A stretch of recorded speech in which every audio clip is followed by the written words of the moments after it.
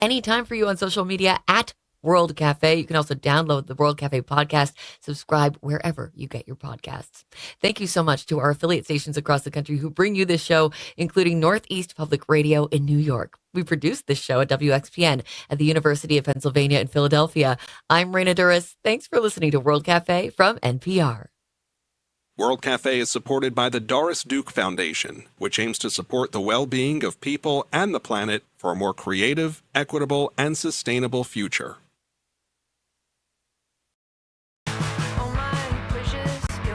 New Zealand band The Bats consulted Stephen King's On Writing to jumpstart their creative process. You don't know, he says, what you're writing the first time around. When you review it the second time and look at it from a distance, that's when you discover what you were really writing about. The Bats join us to play songs from their new album Straight Line Was a Lie on the next World Cafe.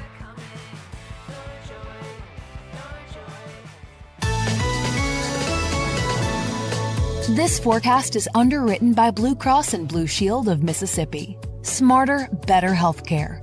More at bcbsms.com.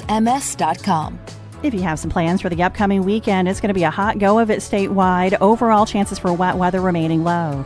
Patchy fog developing in Tupelo for the early morning or low mid-60s. Fog, then sun on Saturday, the high low 90s. And no good chances for rain on Sunday. Those highs are in the low 90s. For the Greenwood area, some patchy fog developing through the night to low upper 60s. Limited rain this weekend. Wall-to-wall sunshine coming our way with our highs soaring to the middle 90s. Pascagoula through the night, pretty clear. Lows are at 70. And a good deal of sunshine throughout our Saturday. Looks like for Sunday, too. Chances for wet weather low. Highs from the low to mid-90s. I'm meteorologist Jennifer Naramore. This is Think Radio.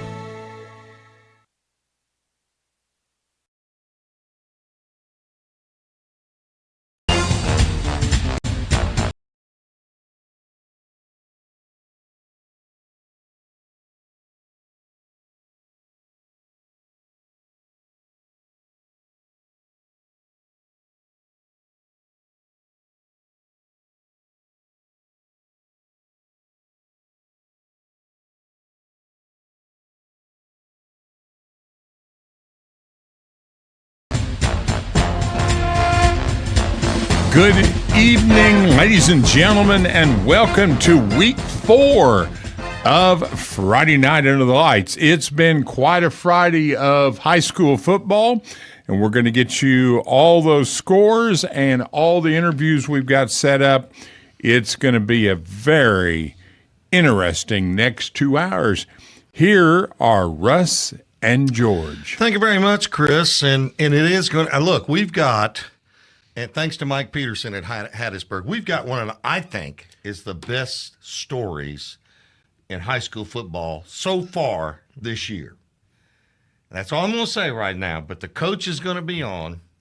All right, I'll go out on the limb a little bit here. He took a team that had been 0-49.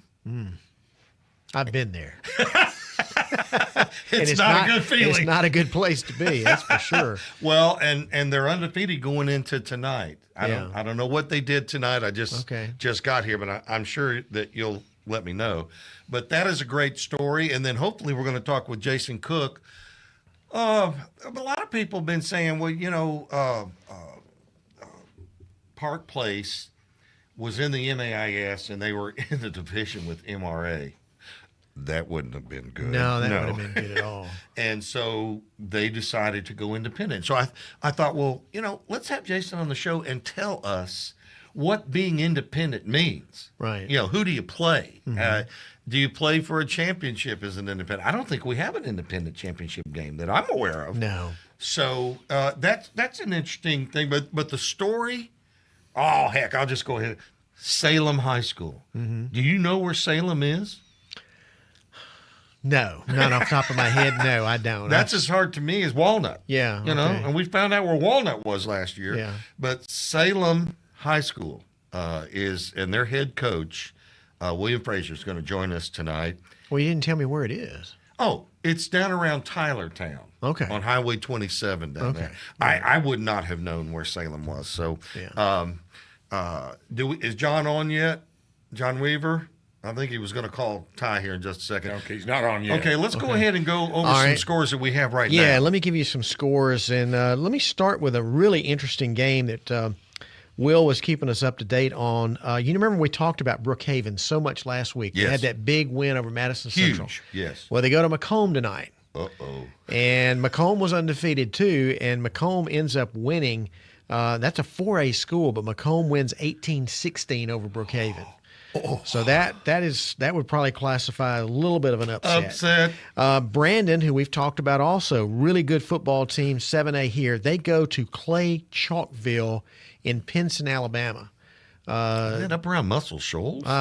Somewhere up I'm there. not exactly sure, but I know it was a long bus ride, and they're good. And Clay Chalkville won over Brandon 47-15. So that was an interesting game. Hope we may get a report on Jake's that one going to talk to us. Jake will talk to us. Jake ain't got anything else to do. He's not going anywhere. Yeah. Pontotoc won over Corinth 17-14. Lamar School got a nice victory over East Rankin 34-6. Noxapater beat Enterprise Lincoln 36-14. East Central beat Forest County 41-19. Van Cleve 27, Greene County 21. Grenada remains undefeated. They beat Cleveland Central 21-12. Hamilton over East Union 30-6. St. Martin shut out Hancock 35-0. It was Heidelberg, by what the score I found, Heidelberg shutting out Taylorsville 54-0. Taylorsville's having a tough year. Yes, they are. Here's some MAIS scores. Hartfield tonight, or actually it was Jackson Academy. I got this backwards here. Jackson Academy really dominated Hartfield tonight, winning 41-22 was the final there. Tommy Barnett going to be happy tonight. Yes, and Jackson Academy, They're the real deal. well, it looks like of those four, it's going to be JA and MRA. Oh, that's the way it looks. I would agree with that. And of course, your game, MRA in Madison defeated Prep 49-21. It was Tri-County kind of getting things back together. They beat Kirk Academy at home tonight 55-6. Lanier won over Raymond 42-8. Lanier is undefeated. They're 4-0. Leake Academy won over Winston 41-13. Madison Central. This was one of the better games in the metro area tonight. Madison Central beat Northwest Rankin 31-24.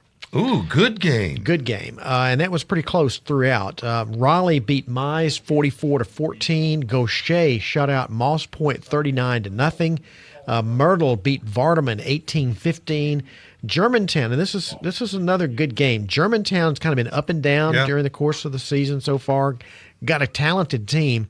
They beat Neshoba Central tonight, 49-28 was the final. Big there. win for them. Yes. West Jones, this is one of Granny's favorites. West Jones beat North Pike 35-6.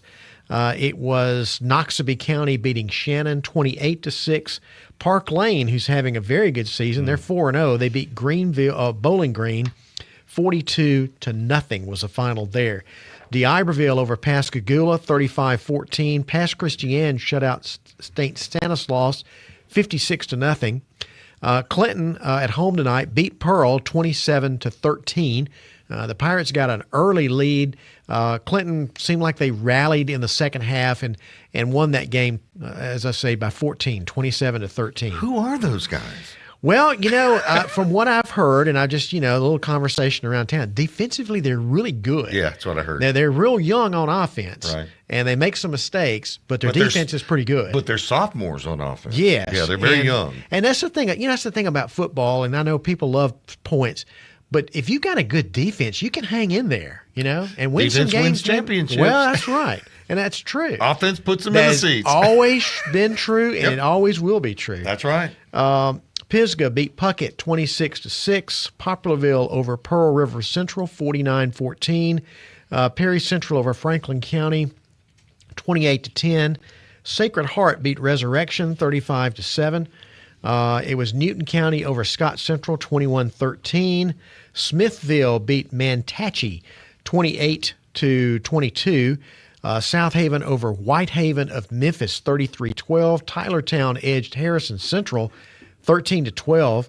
Now this was a Warren County matchup, grudge match. Warren Central played at home against Vicksburg. Oh. And Warren Central won 34-15. Warren Central, after that opening loss at Clinton, has really kind of turned things around. They're 3-1. You would figure those Morgans over there, they'd figure out a way to win somehow. Well, Brandon Davis is going to call us later on tonight and talk to us about the Vikings. But you're right, they lost that first one. John Weaver's on. Okay, let's go to the telephones to John Weaver. And John, of course, we were both at the same game tonight. And I'll tell you, you want to know my summation of this? I'm ready. Okay. In years past, in my opinion, you've had good quarterback, good wide receivers, running game okay. Yeah. Some years you've had great running game, steady quarterback, but receivers not okay. Right. Tonight, this year, you got it all. Yeah. That was definitely on display tonight, in my opinion. Case Thomas, Will Bezot, Holt Adams, Will Jones. Even Jack got a catch, I think. Yeah, Jack Dalton. I mean, you saw Case go out with an injury. Yes. Jack Dalton comes in, makes a big third down grab. Case comes back in, and then you got now a four-headed monster at running back with O'Kane, Jenkins, McCrory, and now Jack Poole. And man, I don't know. It's still early in the season. We're only in week 5. But man, they're a fun team to watch. They're a fun team to get after it. And I don't know, man. It's one of those things where it rivals maybe 2019, 2020 team. Could. But it's a different MO. And I think it's the business-like approach last year of, I think, how we lost in the semis. Yep. Was we were 1 yard short, and now these seniors and juniors and sophomores are saying we're not going to be denied. And it's not like, hey, we're going to look toward November. It's the old coach cliche, hey, we're going to take the next step in the ladder, and that's the most important step in the ladder. Well, so if you look past that ladder and you look past that next rung, you could fall. Well, especially in this league. But I'll tell you, and you guys have had great quarterbacks over the years. And John White, just the list is long but distinguished. Short, Beasley. Absolutely. Yep. And the list is long but distinguished. But I'm going to tell you something. Sam Stockton has a chance to outshine them all. He threw some passes tonight. Literally, when you say that he threw the ball right on the numbers, they hit their numbers. That ball hit their numbers. And to me, and we mentioned this in the broadcast, John, was that he throws that ball up there and those receivers go get it. Well, and that's being a former wide receiver coach here. Yep. That's what we're taught, and we're supposed to go and get those balls. Yep. Because the worst thing you want to do is underthrow. So, look, make us go get them. But here's the thing I think is the difference in Samuel this year from last year. 2 things. One, the confidence that he has. Yep. He doesn't have – I have to back up John White and coming in and doing this. And it's his own deal right now. He's 2 years in the system of running it. And the second part is his moxie and play action ability. If you saw him tonight in the play action, out of the pistol, just riding, throwing, and then coming back off the bootleg and just setting his feet and delivering, I forgot one of them was like 68 or 74 yards. And I was like, dude, he threw that rolling away from his strong, like rolling to the left, setting his feet and letting it go. And that's a match made in heaven now with Samuel and that group of receivers. Then you have the running backs. But look, the unsung hero in every high school football game are the offensive linemen. Ooh. Coach Kenny Williams, that's the same group we had last year, and they are road graders. And it's tough when you play Nick Brewer and the prep defense of what they do schematically and how they get after you and how hard they play. So it was a tough battle early. You saw that. But once Herbert's as good a play caller as I've ever seen. Yep. Once he starts finding the chink in the armor, he starts exploiting it. And that's what he did. That's what happened tonight. Well, I'll tell you, I don't know when you play, J.A. Next week. Oh, I'm going to have an eye on that game. At the Brickyard. I don't know. Do y'all know a final of that game? Yeah, on the Hartfield game? Yeah. Yep. Last I saw was 24-7. It was, let's see. Here it is, 41-22. 41 to 22. Yeah. I know this. I saw one highlight of one of the receivers. I think it's the one going to North Carolina. Amari or whatever. Yep. Run right past Womack. And then they returned a punt. I don't know how long it was, but if they were playing touch football, he still would have scored. Well, it should be a matchup royal. We're up against the break, John, but I appreciate you calling and going ahead and getting in. Joseph's going to call a little bit later on in the second hour, but we appreciate. Congratulations on the win tonight. Sir. Hey, the supper was really good too. I got to say that. I was going to ask you how the dinner was.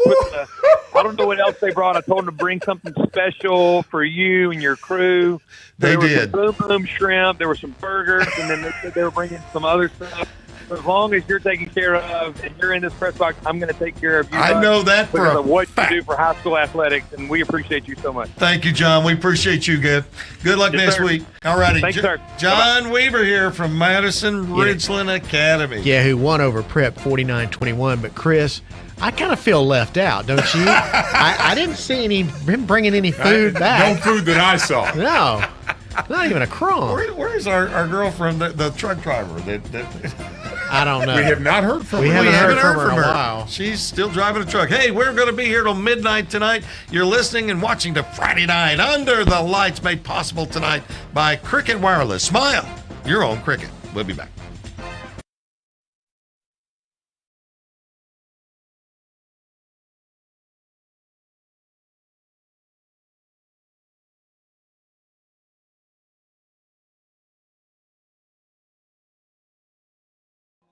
Hello, Mississippi.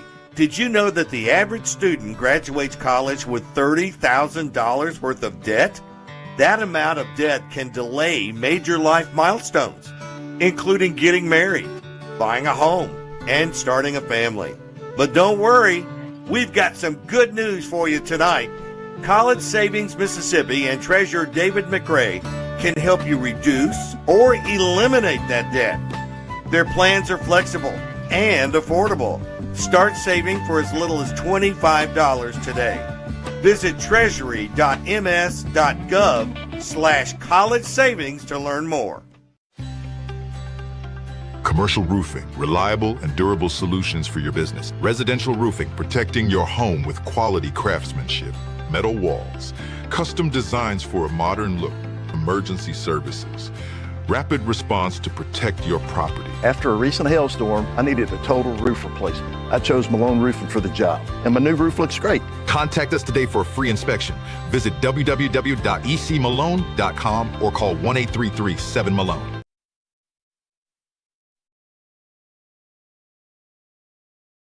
If the money's yours, you should have it. That's why State Treasurer David McRae has returned a record $80 million in unclaimed money to Mississippians, and there's hundreds of millions more, maybe with your name on it. Check the list. Visit www.treasury.ms.gov and see if you have any of the unclaimed money. Each year, banks, utilities, businesses, brokers, and insurance companies turn over millions of dollars to the state because they're not sure who is entitled to the funds. Treasurer McRae has an entire unclaimed money staff waiting to take your claim and return your money. Check the list today. Treasury.ms.gov.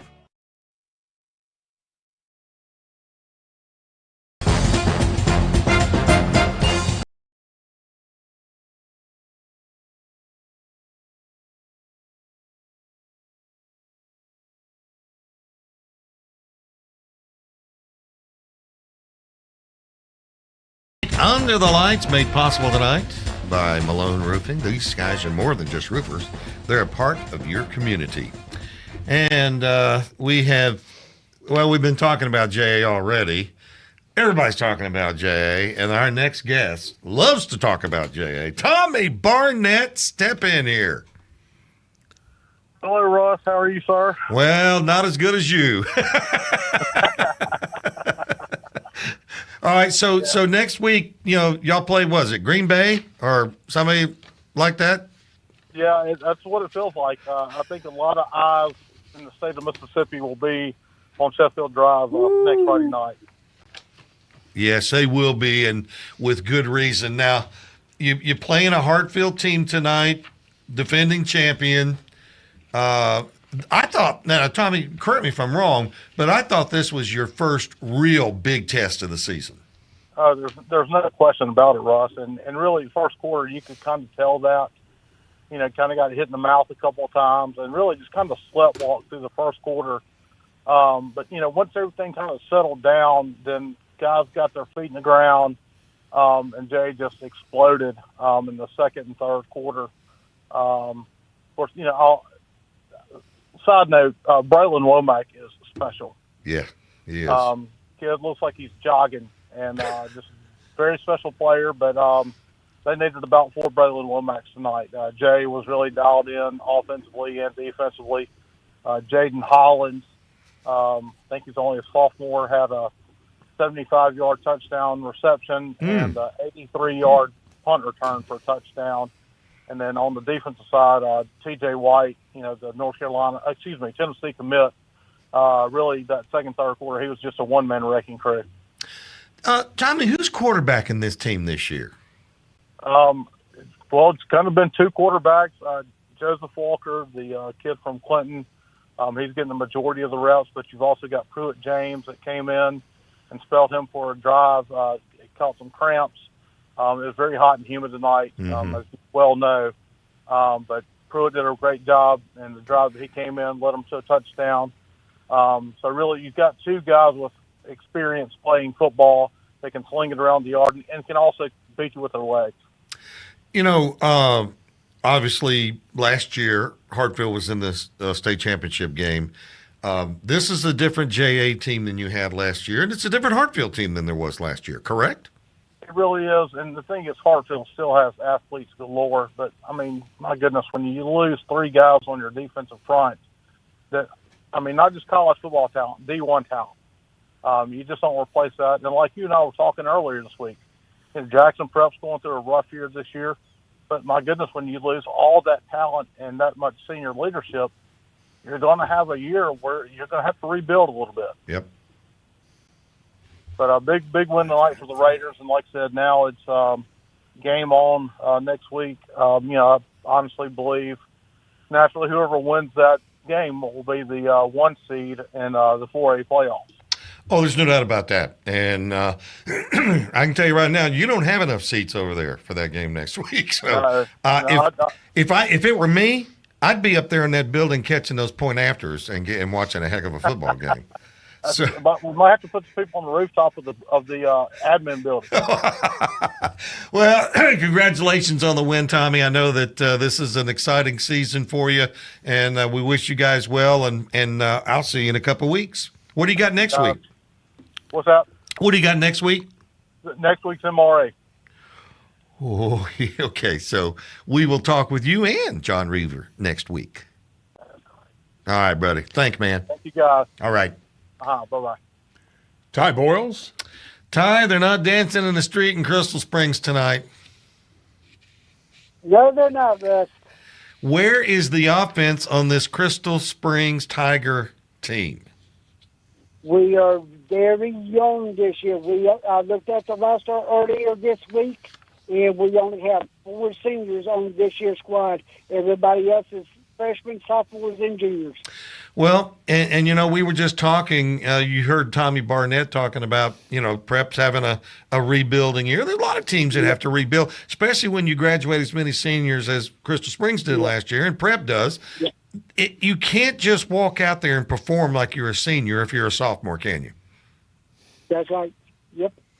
Defensively, what do they got? We're starting to build on defense, but we still got a long way to go. Well, I feel you, brother. But yeah, and Russ, with me having this sinus infection, like I told you earlier this week, I said I'm not going to miss a Friday night.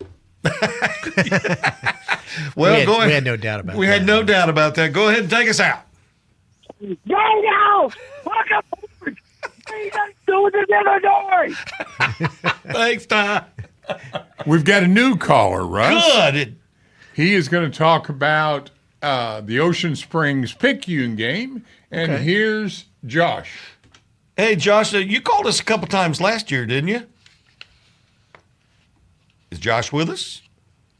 Hello? Hey, you there, There he Josh? There you are. Did you call us a couple of times last year? I might have. I can't remember. But You've slept since then. But you're an Ocean Springs Greyhound fan, correct?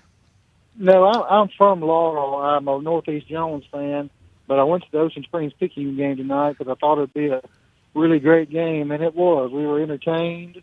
If you want me to go over it, I can. I keep stats at every game I go to, no matter who's playing. But Chalmers Berglund was definitely the player of the game tonight. Quarterback for Ocean Springs. He finished the game 10 of 14 for 323 yards with 4 touchdowns and no interceptions. The score at halftime was 42-28 Ocean Springs.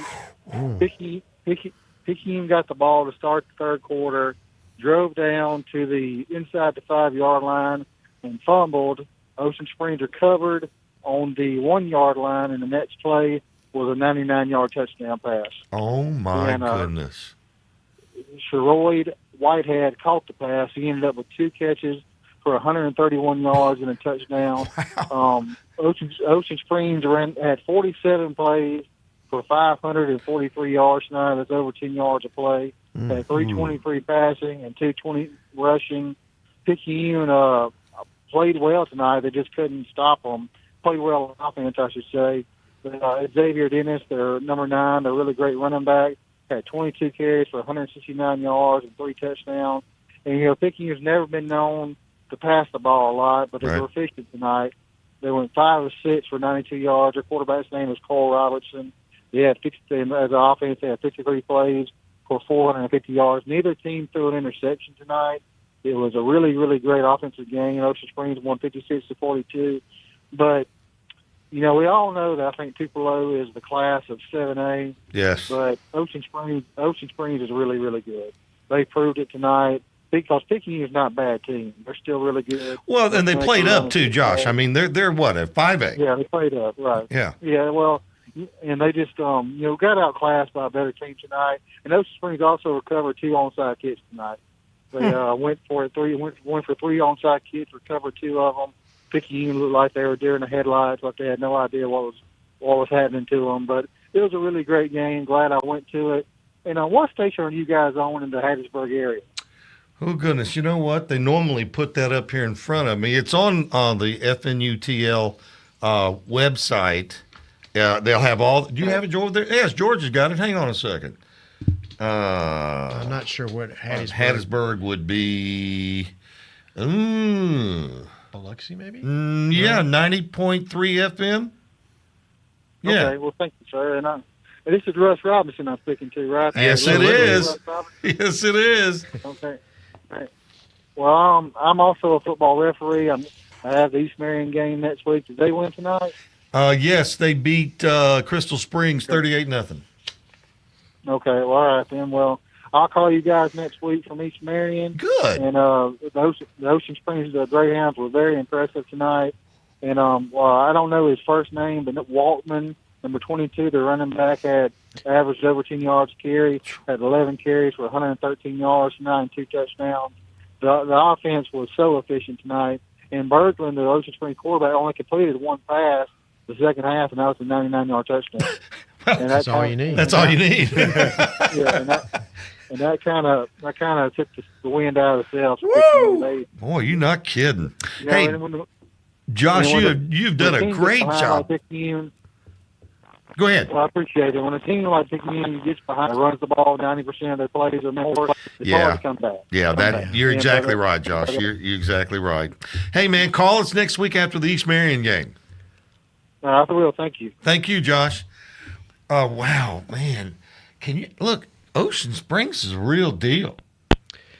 Yeah, I mean, they've had a good team for 4 or 5 years? several years, and they've gotten in the playoffs, and sometimes it just hasn't worked out too well for them in the playoffs. But they're having a good season. They're undefeated so far, and beating Picayune at Picayune is an accomplishment. That's an accomplishment. Sure. Now, if you're looking, I know it's only the 5th week or 4th week of the season. 4th week. All right, I know we're not talking about championships yet, but wouldn't Brandon have to play Ocean Springs in order to meet Tupelo in a championship game?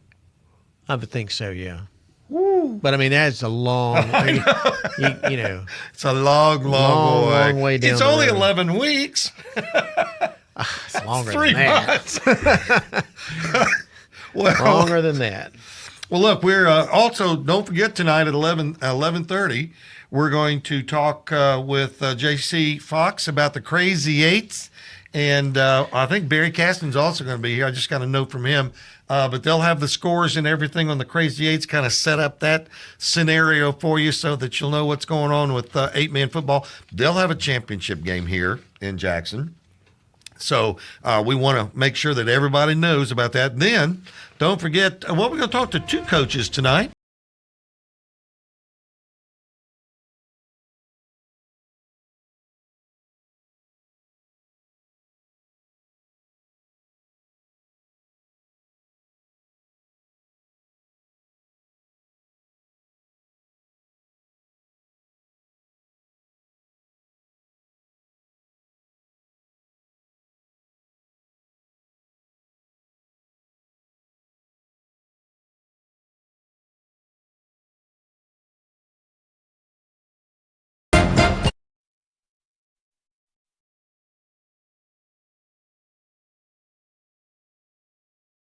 Mississippians love football, and our high schools in South Mississippi like Gulfport, Moss Point, and Ocean Springs stay connected with their students, parents, and community by live streaming events, including football through WSN Live. WSN Live provides your school with everything you need for professional and seamless live streams that are easy for students to run. And your fans can watch online from anywhere on any device.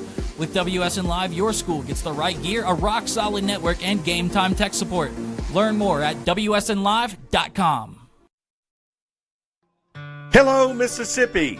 Did you know that the average student graduates college with $30,000 worth of debt? That amount of debt can delay major life milestones, including getting married, buying a home, and starting a family. But don't worry, we've got some good news for you tonight. College Savings Mississippi and Treasurer David McRae can help you reduce or eliminate that debt. Their plans are flexible and affordable. Start saving for as little as $25 today. Visit treasury.ms.gov/college savings to learn more.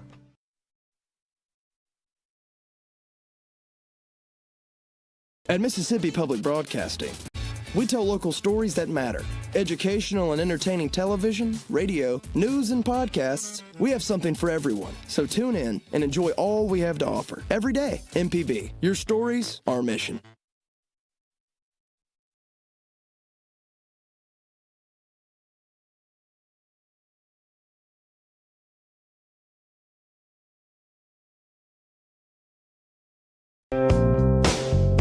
Do you drive a vehicle? Then you'll find AutoCorrect helpful, especially on Coach Charlie's Tip of the Week. Listen to our podcast with me, Coach Charlie Melton, on any podcasting platform or on the MPB Public Media app.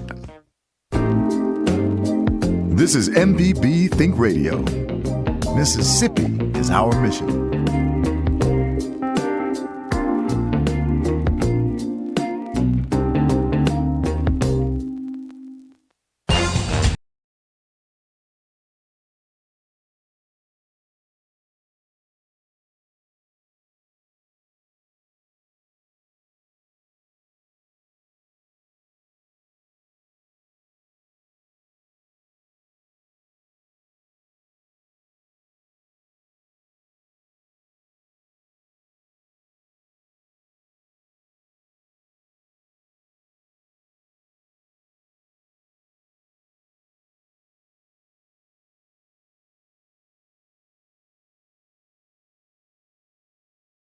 Robinson. He is George Broadstreet. Chris Saxton is our producer tonight.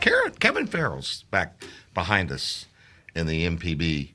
I guess you'd call that the studio, yeah. I mean, the engineering part of the side of it. And we appreciate Kevin for staying with us tonight. And also, Ty Bailey is taking your calls.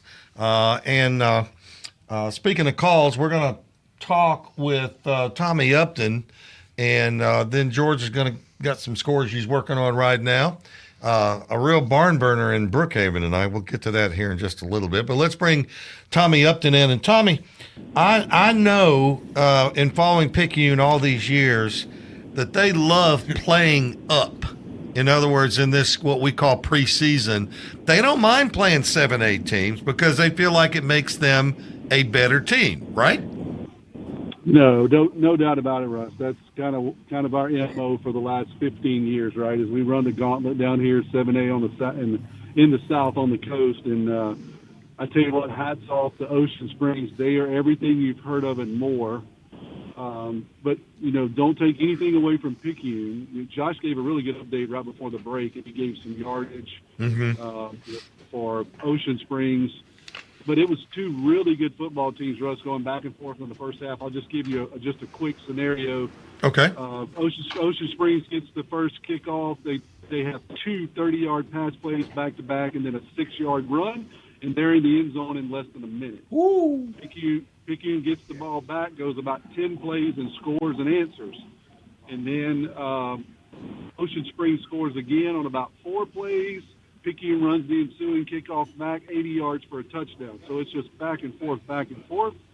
And so Ocean Springs in the second quarter decides to do an onside kick, and they recover it. They executed it beautifully. They ended up doing that twice in the first half. They stole 2 possessions, scored on both. We go to halftime, and it is 42-28. Those 2 possessions are the difference. Picayune gets the opening kick out of the second half and drives down to the 1-yard line and fumbles the football. The next play is the 99-yard pass play. So you talk about a dagger. We get the ball, drive about 8 minutes, get down to the 1, and we get stood up at the 1 and fumble. They throw a swing pass out of the out of the 1, out of 5 yards deep into the end zone, and run it 99 yards. And then it just was tough to keep up, right? So it ended up being a 2-touchdown game, but Picayune scored late. But hats off to those guys. They just executed offensively very, very well.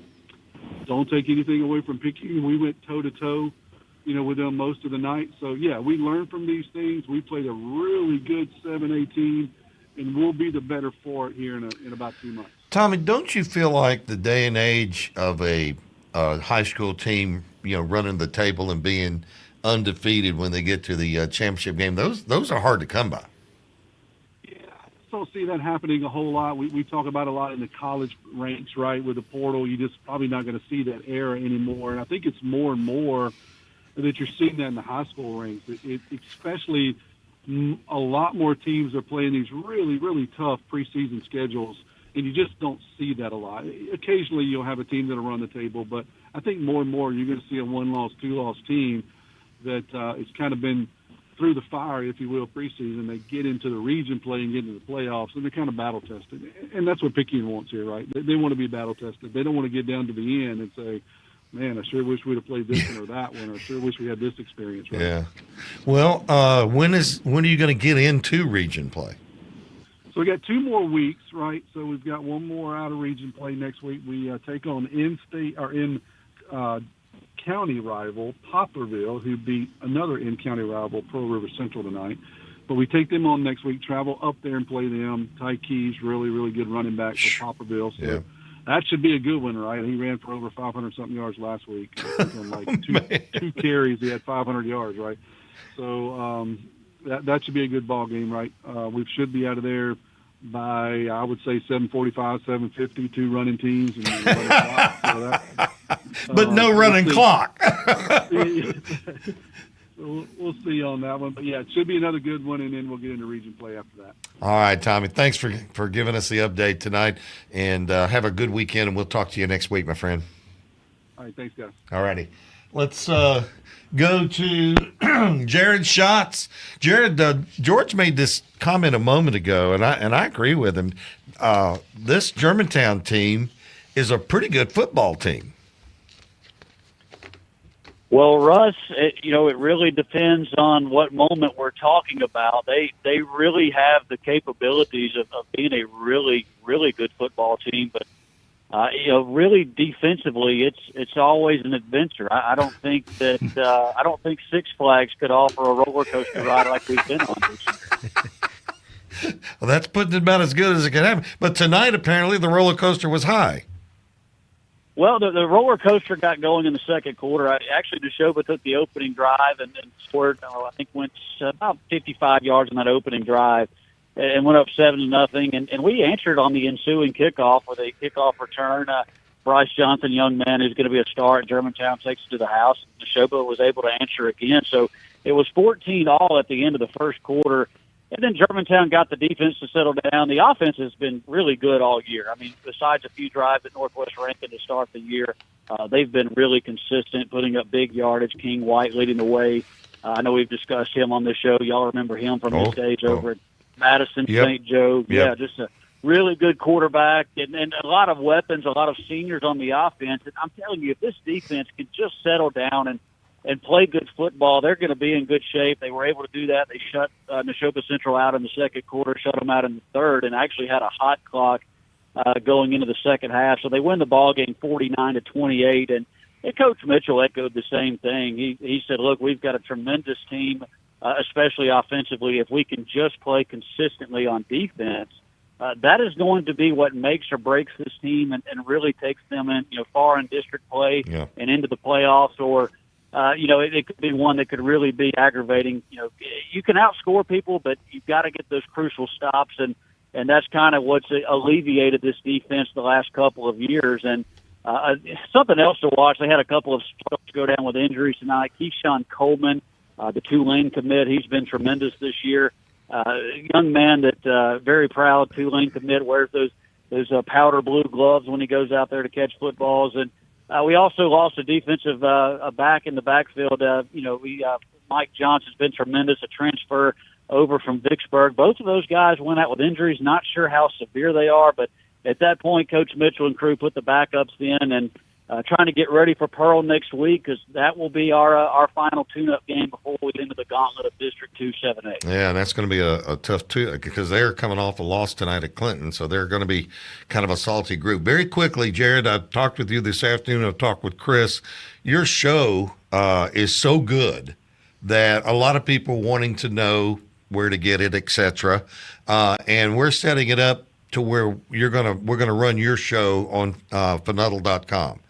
And so, you're going to shoot it, or Chris is going to get it off the link, and we'll put it up on FridayNightOnTheLights.com, and folks can go and listen to it, and there's some great stuff on there. And I appreciate your hard work on it, and, guys like yourself finding the stories. And by the way, speaking of stories, we got a good one tonight on Friday Night on the Lights with the Salem team tonight. If you're up long enough, that's a story. Yeah, that's a story. It's a heck of a story, man. Go ahead and give him Coach of the Year. I don't care about the rest of the year. Right? I mean, that's tremendous. And Russ, we can't thank you enough. We appreciate this collaboration to work with you guys. And Varsity Voices podcast on YouTube. You can find it on FNUTL now. And look, it's just a bunch of buddies talking ball, and we do try to find the stories and the matchups and players of the week, and we have a lot of fun with it. It's not for us; it's for the great fans of high school football here in the Magnolia State.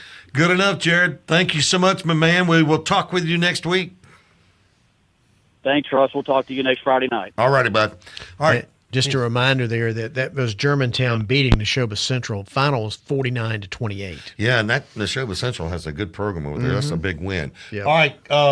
Cliff Barker was in our studio last week. He handles the play-by-play for Tri-County, and he joins us now by way of telephone. And it was a bounce-back situation for you guys tonight after losing last week. What'd you do tonight? Well, we took care of business, got back to normal. We had a real good performance by the offensive line tonight, just dominance in the first half, really stuck to the run game, ran the ball up and down the field. I think we had 400 plus yards rushing tonight. Put up 47 points in the first half. Got the clock running before halftime. Came out in the third quarter, added one more touchdown, and then it was just kind of cruised to that victory. First ever regular season meeting between Tri-County and Kirk. Third ever meeting in the history of the two schools. The previous two were a playoff matchup and a state championship matchup. But the Rebels came in against a Kirk team that had looked pretty decent through the first three games, but the Rebels just really took care of business in a nice bounce-back game. Ended up 55-6 was the final score. Sound like to me that the difference between this week and last week is that you were running the football tonight. Well, it sounds like I feel like I can't help but feel like last week I got set up for failure. I got brought in all the nice studio up there at MPB, let in with you guys, and then just got humbled with a big loss last week. And now you get me back on the phone, and I can win again. So better stay on the phone. Yeah, don't invite me back up there. I'm not coming back. I'm just sticking to the phone from now on. Well, we appreciate it when you do call. Congratulations. Where are you guys next week? Are you at home? Well, yeah, we're at home again. We got Washington School next week. Okay. That's a much improved Washington team from last year. They were a fill-in last year, replacing a game we had lost, and we went up to Washington and took care of business. But it's a team that's looked a whole lot better this year, and we'll see what happens. I'll be getting some film in the next day or so and taking a look at them. But a Washington School team that we hope really is some good competition next Friday night. All right, Cliff. Thanks so much. Have a great weekend, my friend. We'll talk to you next week. See you guys. All righty. Well, when we come back, we're going to go through some scores. We'll also have Jake Wimberly, Philip Palmertree, and Caleb Hamill on the next segment.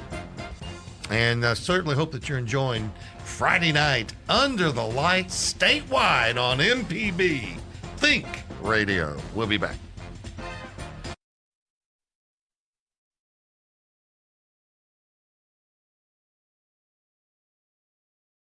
Mississippi football families, have you thought about how you're going to tackle student loan debt? Don't do it on your own. Pass the ball to State Treasurer David McRae and his College Savings Mississippi team today. With College Savings Mississippi, you can lock in today's tuition rate, prepay college, and avoid student loan debt altogether. Don't let your finances get sacked because you didn't invest in your child's education. Visit treasury.ms.gov/college savings to learn more today.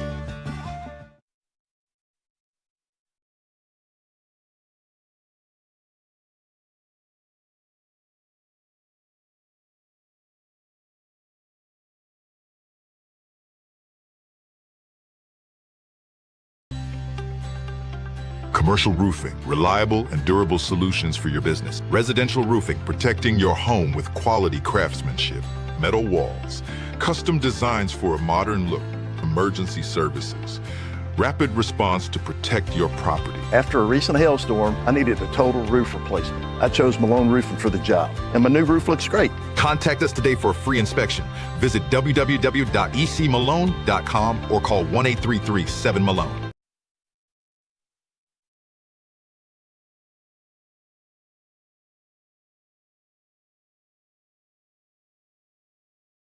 Not only your team, but the teams that are coming up on your schedule and the ones way down the line that you might have to take on in the playoffs. Join us right here on MPB Think Radio every Friday night from 10 to midnight for Friday Night Under the Lights on MPB Think Radio. Creature Comforts is the show all about your pets and the wildlife around you. Our expert hosts and guests join us every week to educate you about these animals. Find the podcast anywhere and listen to the broadcast only on MPB Think Radio. A convenient way to make a contribution to MPB Radio is to go online. Go to mpbonline.org. We appreciate your support of our programs. This is MPB Think Radio.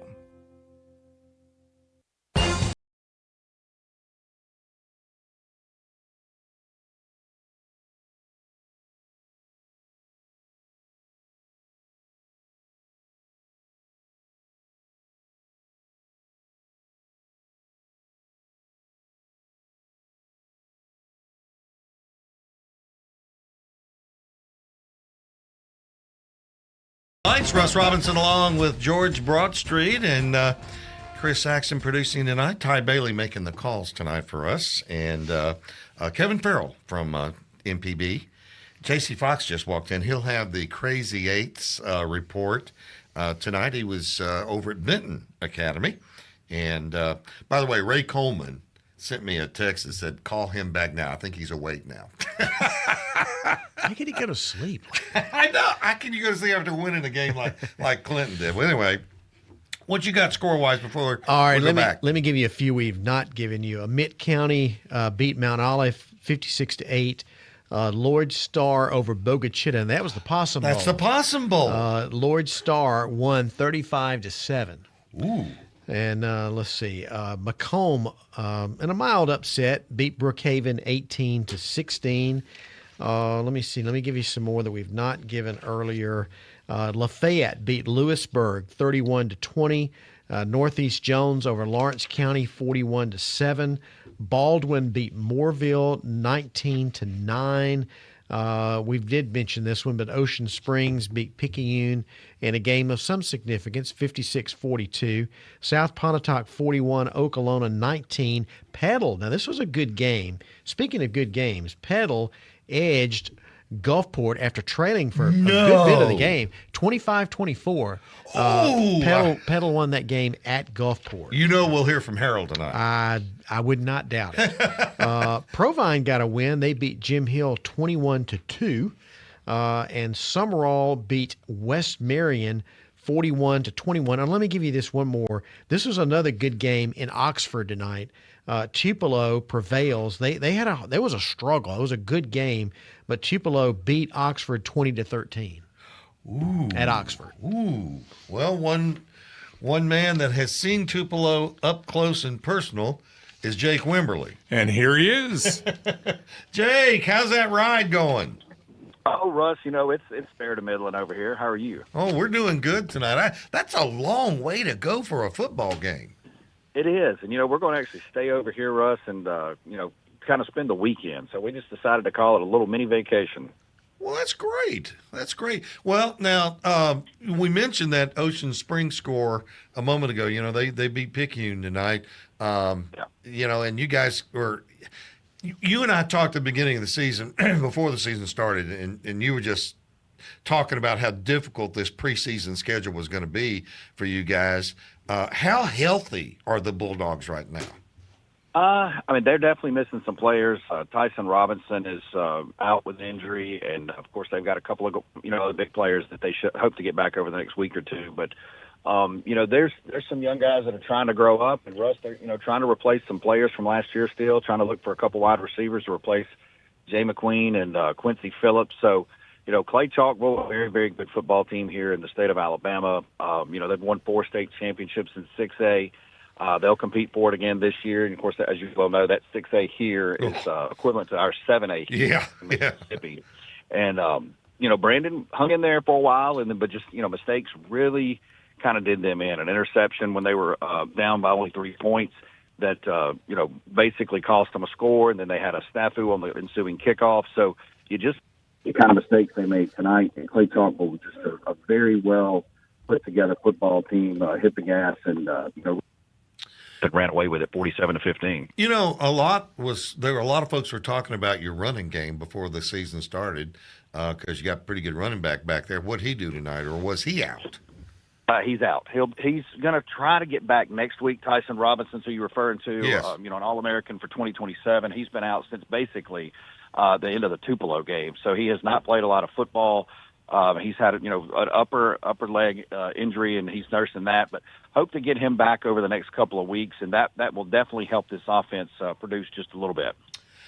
Well, you enjoy your expanded weekend. Absolutely. Up there. I bet it's beautiful up there. Oh, it is. It's gorgeous. You get Birmingham and start going north, you start getting into a little bit of mountain range. So, it was a great night. That was a beautiful campus to be on. They've done a great job with it. They're expanding their campus. So a great place to come play a football game if you like coming, going away from the house just a little bit. You keeping Bobby Gross in line up there? Oh, well, yeah, Bobby's fantastic. Look, he's come in, and he may run for Mayor Brandon next year. I'll vote for him. I will see you next Friday. We are going to have lunch, and then I will. Absolutely. Hey, Jake, he promises that a lot. I'm gonna hold it to him, George. Yeah, okay. Sometimes I forget my wallet, but we do meet. Hey, where you guys are back home next week? Back home, got Starkville coming in, so Oh, my home coming, so it should be a Oh. big weekend in Brandon next week. Wow. Will that be the last one before you get into the Yes. conference? Yeah. Yep, this will be our last non-region game, and then we'll jump right into conference play. Wow. What a gruesome schedule this has been. Well, you have fun up there, and we'll see you next week. All right, Russ, thanks so much. Appreciate it. All right, Jake Wimberly. Here's Granny. Are you in the sticks? Granny, are you in the sticks? Granny's got his phone. He's listening on the radio. Granny, you there? All right, let's. Hey, you there? Hey, what's up? Are you in the sticks tonight? No, I was at the Beehive tonight at Union. The Beehive? Beehive at Union tonight. Union Yellow Jackets. And they were playing who? They were playing West Lauderdale. All right, talk to me. Well, Union jumped out on them 14-0. The quarterback threw a 70-yard pass in the first quarter. They jumped out 14-0, and West Lauderdale come back and tied it up. They tied it up on the last play of the first half, with 2 seconds left. Made it 14-14. All right, then Union come back. They threw a 40-yard pass, and they went up 28-14. Those were the two highlights of the game. But Union wound up pulling this game out 28-14. Pretty good game tonight. Well, I'll tell you, you had some good games all around the state. And I'm glad how do you choose where you're going to go? When I look at that schedule on Tuesday, I say, where am I going to go? And when I saw this game tonight, Union West Lauderdale, it hit me in the face. I said, I better go there. Well, I'm glad it did. I'm glad. Hey, we got a great story. I know you know where Salem High School is, Oh, right? yeah. Okay. I know where it is. Well, we got their coach on the coach's corner in the second hour tonight. That is a great story, in case you don't know, for this year so far. So hope you're listening in the second hour. I was going to tell you that guy that just called in for Ocean Spring, Josh, he went to JA with me the other day. Oh, really? He knows how good JA is too. I think everybody's finding out how good they are. But I need you to be in prayer for a referee that called this game out at Union. Uh-huh.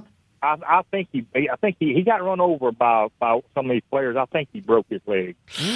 Oh, goodness. It's kind of like what I did about 10 years ago. Yeah. Okay. I don't know if he broke his leg for sure, but it sure looked like a broken leg. So, man, I don't know his name. Be in prayer for that referee. Absolutely. Hey, we're going to let you go. We got to get some folks in. Granny, have a great weekend. We'll talk to you next week. All right, bud. Thank you. All righty. Philip Palmertree. Here you go. Yes. What did your quarterback do tonight? Well, he only did it for 2 quarters. That's all it took. Leak improved to 3-1 tonight. Leak Academy beat Winston Academy 41-13, and the Rebels scored on each of their first 6 possessions. George Wilcox threw for 4 touchdowns, close to 200 yards in just 2 quarters of work. Only threw 2 incomplete passes, and I don't think his uniform got dirty. Let me ask you something, Philip. Is anybody looking at this young man?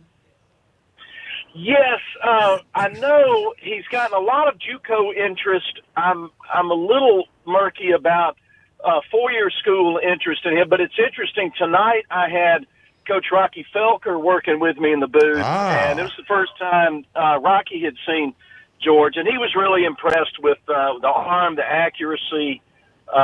He could certainly see a lot of possibilities for George in the future. So I think it's going to come around. I was doing a game for Hines against one over in Union, and Rocky walks into the press box. I had a great conversation with him. He's a great guy, and I'm sure you had a lot of fun tonight. All right, very quickly, where are you at next week? At home playing Oak Forest, and Bowling Green. And so and I got stung by a wasp tonight. Be glad to be back at home when that's not a problem. Can't have everything.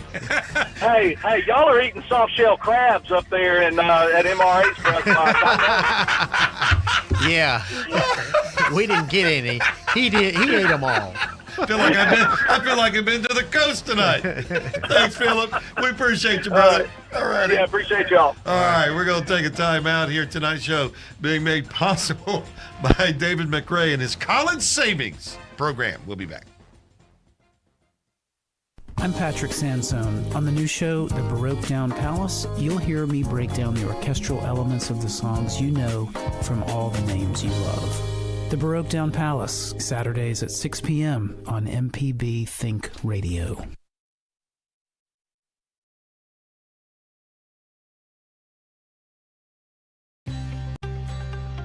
Commercial roofing, reliable and durable solutions for your business. Residential roofing, protecting your home with quality craftsmanship. Metal walls, custom designs for a modern look. Emergency services, rapid response to protect your property. After a recent hailstorm, I needed a total roof replacement. I chose Malone Roofing for the job, and my new roof looks great. Contact us today for a free inspection. Visit www.ecmalone.com or call 1-833-7-MALONE. 1 in 10 Mississippians has unclaimed money awaiting claim at the state treasury. There's literally hundreds of millions of dollars waiting to be united with the rightful owner. At www.treasury.ms.gov to search.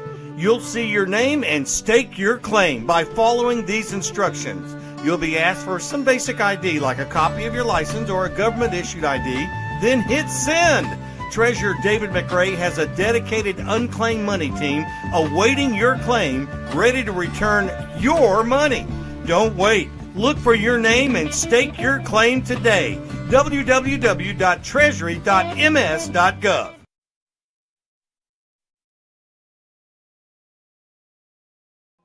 Hello, Mississippi. Did you know that the average student graduates college with $30,000 worth of debt? That amount of debt can delay major life milestones, including getting married, buying a home, and starting a family. But don't worry, we've got some good news for you tonight. College Savings Mississippi and Treasurer David McRae can help you reduce or eliminate that debt. Their plans are flexible and affordable. Start saving for as little as $25 today. Visit treasury.ms.gov/college savings to learn more. Welcome back to Friday Night Under the Lights, and glad to have you with us tonight, wherever you're listening or watching from. If you go to FNUTL.com, you can see why a lot of people say that we have great faces for radio. 11 o'clock hour, this thing is really moving fast tonight, and I know you've got some new scores. I do, and these will be of some interest. Hattiesburg and Biloxi played at Hattiesburg tonight. Hattiesburg got back on the winning track. They beat Biloxi 23-6 tonight. Ooh, so that's a big win. That'll make some folks happy for sure. Another one, Senatobia edged Calhoun City 17-14. So that was a close game. Calhoun City's playing up a couple of classes there, so that was a good game for them. Columbia remains undefeated. They beat Jeff Davis County 44-27 was the final there. Horn Lake beat Lake Cormorant 19-14. Battle of the Lakes. Choctaw County beat Kemper County 50-36. Lafayette beat Lewisburg 31-20. Northeast Jones 41, Lawrence County 7. Let's see. Let me give you this another one that we mentioned earlier, but need to mention again. And I think you said that Brandon Shields may give a report on this game later. But Madison Central goes to Northwest Rankin and wins 31-24. Ooh, good game. It was a good game. It really was kind of a close game. Gaucher shut out Moss Point 39-0. Germantown beat Neshoba Central 49-28. Let's see. South Pontotoc beat Okolona 41-19. Mentioned this one just a moment ago, but Petal edged Gulfport 25-24. West Jones, one of Granny's favorites, They beat North Pike 35-6. Poplarville beat Pearl River Central 49-14. And DeSoto Central defeated Pure Academy of Memphis 56-7. I don't know. I mean, I'm just reading it off the sheet here. Okay. I've never heard of that school either. I never have either. Anyway, but DeSoto Central has, and they won. By the way, if you're watching the show, we've got pictures of who we're talking about or talking to down in the bottom left-hand part of your screen. And that's a new feature. Yes, that's a new feature. And that good-looking guy that's in that picture right now is Caleb Hamill, and he was at Northeast Jones tonight. Caleb, how are you, bro? Man, talk about faces for radio. Doing all right. How about y'all? Actually, I think that's a very good picture of you. I think the bow tie's a little much, but anyway, moving on to Northeast Jones. Talk to me about that ball game tonight. Yeah, first time I got to lay my eyes on Northeast Jones this season, and their wing tee offense really trying to find their footing in the win column this year, taking their lumps against West Jones and South Jones so far, but got a bounce-back victory last week and then played Lawrence County tonight. And, guys, there was nothing Lawrence County could do to stop that run. I mean, a three-headed monster when you go to the wing tee. You got your fullback in Bryson Dice. You had A.J. Pugh as the halfback, and then the wingback was Caleb Magruder. And, Dice, the fullback, started off with 2 touchdowns. A.J. Pugh followed it up with 3 of his own. And then he got a pick six to seal the deal for a running clock later on in that ball game. And so Northeast Jones, really feeling like they're hitting their stride here as they're getting closer and closer towards region play. Their first time ever being in 5A. I'd be interested to know what defense was run against the wing tee tonight. Ineffective. I was kind of looking more for 5-4, 5-2, but ineffective will work. A 4-man front, they would sneak in the linebackers a little bit, but they just really great offensive line play from Northeast Jones. Really helped. Some veteran guys up there. It changed out the personnel up front from week 1 to week 2, and since that change, they're now 2-1 in those weeks. So give credit to that Northeast Jones front because they are nasty, and their defense is just equally as nasty. Do you know where you're going to be next week? When do you get that assignment? Yeah, we kind of had our loose tentative calendar scheduled from the start of the year, and up next is West Jones at Wayne County. Oh, okay. That'll be a good one. Yeah, good old-fashioned y'all versus us type game. Yeah, it sure is. Well, Caleb, thank you so much for making us a part of your Friday night, and we appreciate it. We'll talk to you next week. Enjoy your weekend. Appreciate it. Hopefully I didn't break any computer screens out there. So far, ours is not cracked. That's good. All right, good. Thanks. Let's keep the streak going. Caleb, thanks, man. Thanks so much. All right, let's go to Mike Peterson. Mike Peterson. First of all, Mike, thank you for letting me know about this story with Salem. We're high school. We're going to get to it. Going to talk with William Frazier a little bit later on tonight, and that's a great story. But even a greater story is what you guys pulled off tonight. We did. We bounced back from a very disappointing game last week against Oak Grove and beat Biloxi by a final score of 23-6. Devin Young accounted for all 3 touchdowns, 2 receiving and 1 rushing. One of his receiving touchdowns was a slant pattern. Quarterback hit him in stride and took it 95 yards to the house. Ooh. And other 2 points came on a safety and played very well tonight. Had about a 45-minute lightning delay. It doing a little bit of raining here in the Hattiesburg. Yes, doing a good bit of raining here in the Hattiesburg area tonight. And I'm going to tell you, the highlight of the night came about an hour before the ball game. Big storm came through, and the Hattiesburg team runs through this inflatable football helmet. Well, a gust of wind picked that inflatable helmet up and took it slam out of the stadium. Wow. Man, it must have been rough down there. It did for about an hour. From about 5:30 to 6:30, it really rained, and then with 10 minutes to go in the first half, lightning hit about 2 or 3 miles away, and they sent us to the dressing room, but the delay kind of helped Hattiesburg out a pretty good bit, and went at 23-6. And next week we'll celebrate homecoming, and Meridian comes to town.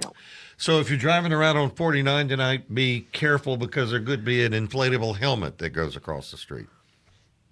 Well, we did recover the helmet. Oh, okay. I mean, we did get it back inside the stadium, but yeah, it was quite a sight to see everybody trying to catch the thing. That thing probably cost some money. Oh yeah, 50 plus. Oh, absolutely. Really? Yeah, absolutely. Yeah. So, Those things are expensive. Well, Mike, thanks a lot, and we will look forward to talking with you next week, my friend. okay, guys, y'all have a great weekend. All righty, you too. All right. Joseph Craven. Oh, Joseph. How good is J.A.? Oh, yeah. No, that defense is exactly as advertised for sure. And it's no great surprise. I mean, I think you can make the claim that head coach David Duggan is maybe the best defensive coach. I mean, in the MAIS maybe, but, you can make an argument he's one of the best in the entire state of Mississippi. He knows what he's doing when he's building a defensive squad. And there's a reason why those, Darian Albert and TJ White are committed to Tennessee. Mm-hmm. Like, those guys are menaces to deal with on the defensive side of things. And so, yeah, 100% JA is they've got the defense that they can build around. And as the season goes on and the offense gets more and more comfortable, yeah, you see why so many people expected them to be, maybe not everyone expected them to be favorites for the state championship, but definitely thought they were at least contenders. And they're making that case. Solid team in a fun contest tonight. Joseph, I hate to compare, but talk to me about the differences between this Hartfield team this year and last year's team that won the state championship. Sure. Well, it's easy to, going back to what I was just saying about JA, JA this year is very similarly built, I think, to how Hartfield's team was built the last 2 years. Really control the line of scrimmage on the defensive side. That's what Hartfield did the last 2 years with Reginald Baum, who's at Arkansas, right. London Simmons, who's been starting at Alabama as a true freshman, which is insane, and then Brandon Turner, the nose tackle. So those three guys would set the line of scrimmage, if not completely destroy the line of scrimmage and be in the backfield over the last couple of years. And so, with them graduating, it's a change of personnel, and it's a younger squad as well. A lot more juniors on the defensive line. And so the experience and skill set or more, the really, really talented players they're in the secondary and in the linebacker core. So it has to be it's a different defensive identity. And that is where the learning curve has been for the Hawks. The last couple of years, they were able to build off of intense defensive pressure starting at the line of scrimmage. This year, they're having to make adjustments and figure out how to play into the skills that they have. And I'll be honest with you, the scoreline tonight obviously was in favor of the Raiders, but we left the broadcast going, hey, the Hawks looked more like a team tonight than they have all season, and there's a lot of promise moving forward. Has Braylon Womack said where he's going to go play ball? Yeah, he announced right before the season started. He did a little ceremony and announced he was going to Auburn, which is where his older sister Mania is a softball player there. So, so that little family connection. But it's funny. I asked her. She said she had no idea where he was planning on going. She was just as surprised as everybody else. But she'll enjoy having a little brother in town for a little bit as well. I bet. Did he do the like 4 or 5 hats and on his announcement? Man, it was beautiful. He actually had little chains. He had necklaces with the team logos on them. It was great. I love it. And he pulled out an Auburn necklace. But and he's been stepping. He obviously is a senior. He and some of his fellow seniors in the secondary, along with linebacker Katie Ketchings, they've been stepping up. They're really learning how to take over the leadership role on the defensive side, and that's interesting to see because he's still obviously an unearthly playmaker. He pulls out a highlight, at least one highlight every game that you're like, that doesn't look like something that any person should have been able to pull off, but he did it. Well, what you're really starting to see is he, Taryn Green, another safety, I mentioned Catchings, really being pushed to step up the leadership part of it. And it's going to be very interesting to see their continued growth as a senior class as the year goes on. All right. Well, I know where you'll be next week, and we will we'll look forward to having you in the prep press box, and that should be a good football game. We're getting prep's getting better. They're getting better. They're just awfully young. We talked about that before the season, and so I thought they played MRA pretty well tonight. MRA loaded. You saw that last week. Yes. Oh, yeah. Absolutely. Absolutely. Well, yeah, and Hartfield and Jackson Prep are in very similar situations where they graduated a lot, and younger guys are kind of learning it all. And both teams have what my broadcast partner referred to as kind of an MHSAA style schedule, where you have this like preseason before district play that is very front loaded, very difficult opponents, really get battle tested before your district opponents come up in October. It's very similar team structure and schedule structure between Hartfield and Jackson Prep. So it's going to make it a very interesting game next week. All right. Well, we're looking forward to having you. Thanks for staying up with us tonight, Joseph. I'll get you. I'll get you in early next week. Sounds good. All right, Joseph. Good. Thanks, brother. Yeah, We'll see you. That should be a good ball game next week. That's slobber knocker with JA and MR. Yeah, I mean, it's almost, you can almost feel like it's almost too early in the season to have that big a game. It seemed like it'd make a little more sense a little bit later on, but that's just the way the schedule is. We just hear we don't make the schedule. That's right. Let's report. We're gonna step away for a little bit, and when we come back from more scores, interviews, got some great coaches interviews tonight. Keep it right here. I promise you will not be disappointed. Friday Night Under the Lights continues in a moment.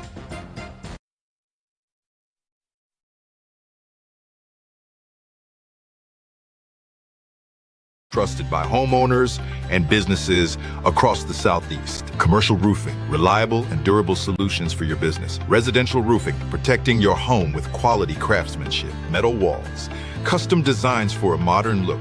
Emergency services, rapid response to protect your property. After a recent hailstorm, I needed a total roof replacement. I chose Malone Roofing for the job. They delivered top-notch service, and my new roof looks great. We started looking for roofers when we realized that we had leaks throughout our facilities in our district. What stood out to me about Malone Roofing was great customer service, a fine finished project, and great following. I would definitely work with Malone Roofing again. My project was a little more complicated than just needing a new roof. I decided that Malone would be who we needed to work with, that would do the best job for us. My experience working with Malone was wonderful. Contact us today for a free inspection. Visit www.ecmalone.com or call 1-833-7-MALONE. See your name and file your claim. Even the smallest counties in Mississippi usually have thousands of people whose names are on the unclaimed money list at the Mississippi State Treasury. That's right. Many counties even have tens of thousands of names listed, totaling tens of millions in unclaimed dollars. Since he's been state treasurer, David McRae has returned a record $80 million to Mississippians who've searched the list, found their names, and staked their claim. About 1 in 10 Mississippians have unclaimed money, and that's why you should check www.treasury.ms.gov or click on Unclaimed Money and search today. If you see your name, file your claim. If it's your money, Treasurer David McRae will get it back to you.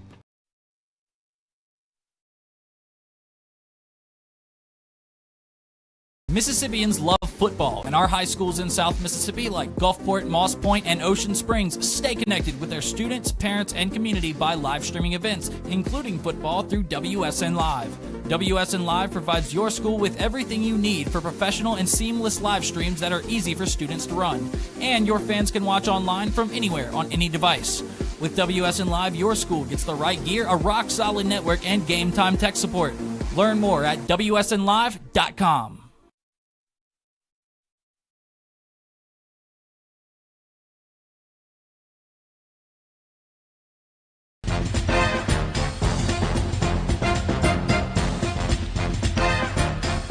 Welcome back to Friday Night Under the Lights. Russ Robinson with you, along with George Broadstreet. J.C. Fox is going to come along here in just another segment and bring us up to date on the Crazy Eights.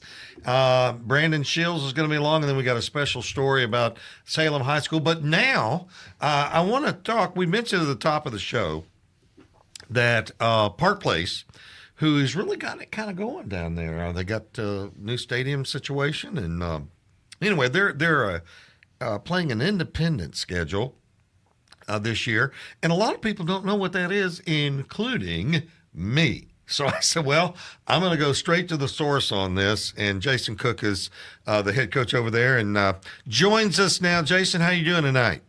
Hey, I'm doing well, Russ. How are you? We're good, good. You got you a win tonight. Got a win, yeah, hard-fought win. They're all so precious, aren't they? Yes, they are. Yes, they are.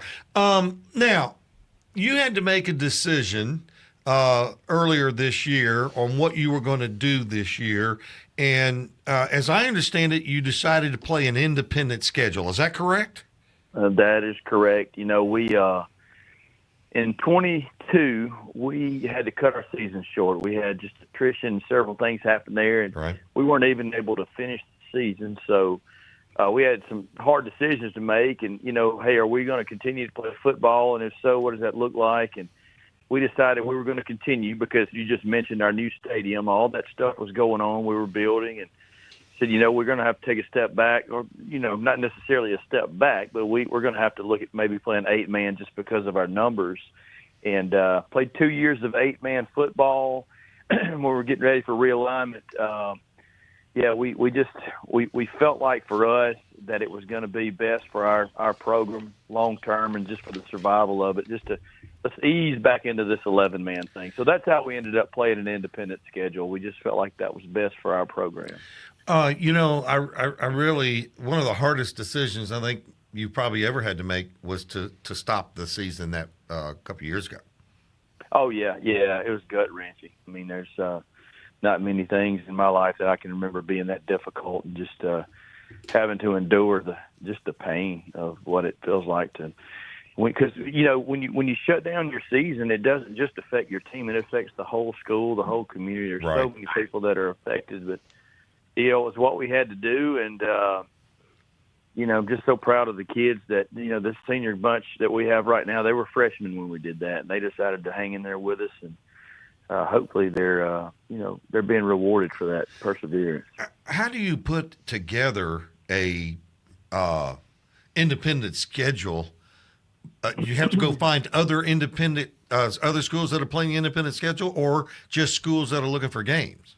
Yeah, just schools that are looking for games. And, you know, we decided, since we're going independent and, you know, we're not eligible for playoffs, let's make it a fun schedule. So got on the phone last year, called the Florida Panhandle up through the state of Alabama, and we found a few really interesting matchups. You know, we opened the season in Jackson, Alabama this year, which was a lot of fun. Played Jackson Academy out of Jackson, Alabama. And we also called 3 public schools. So we're playing those. Last week we played Stringer.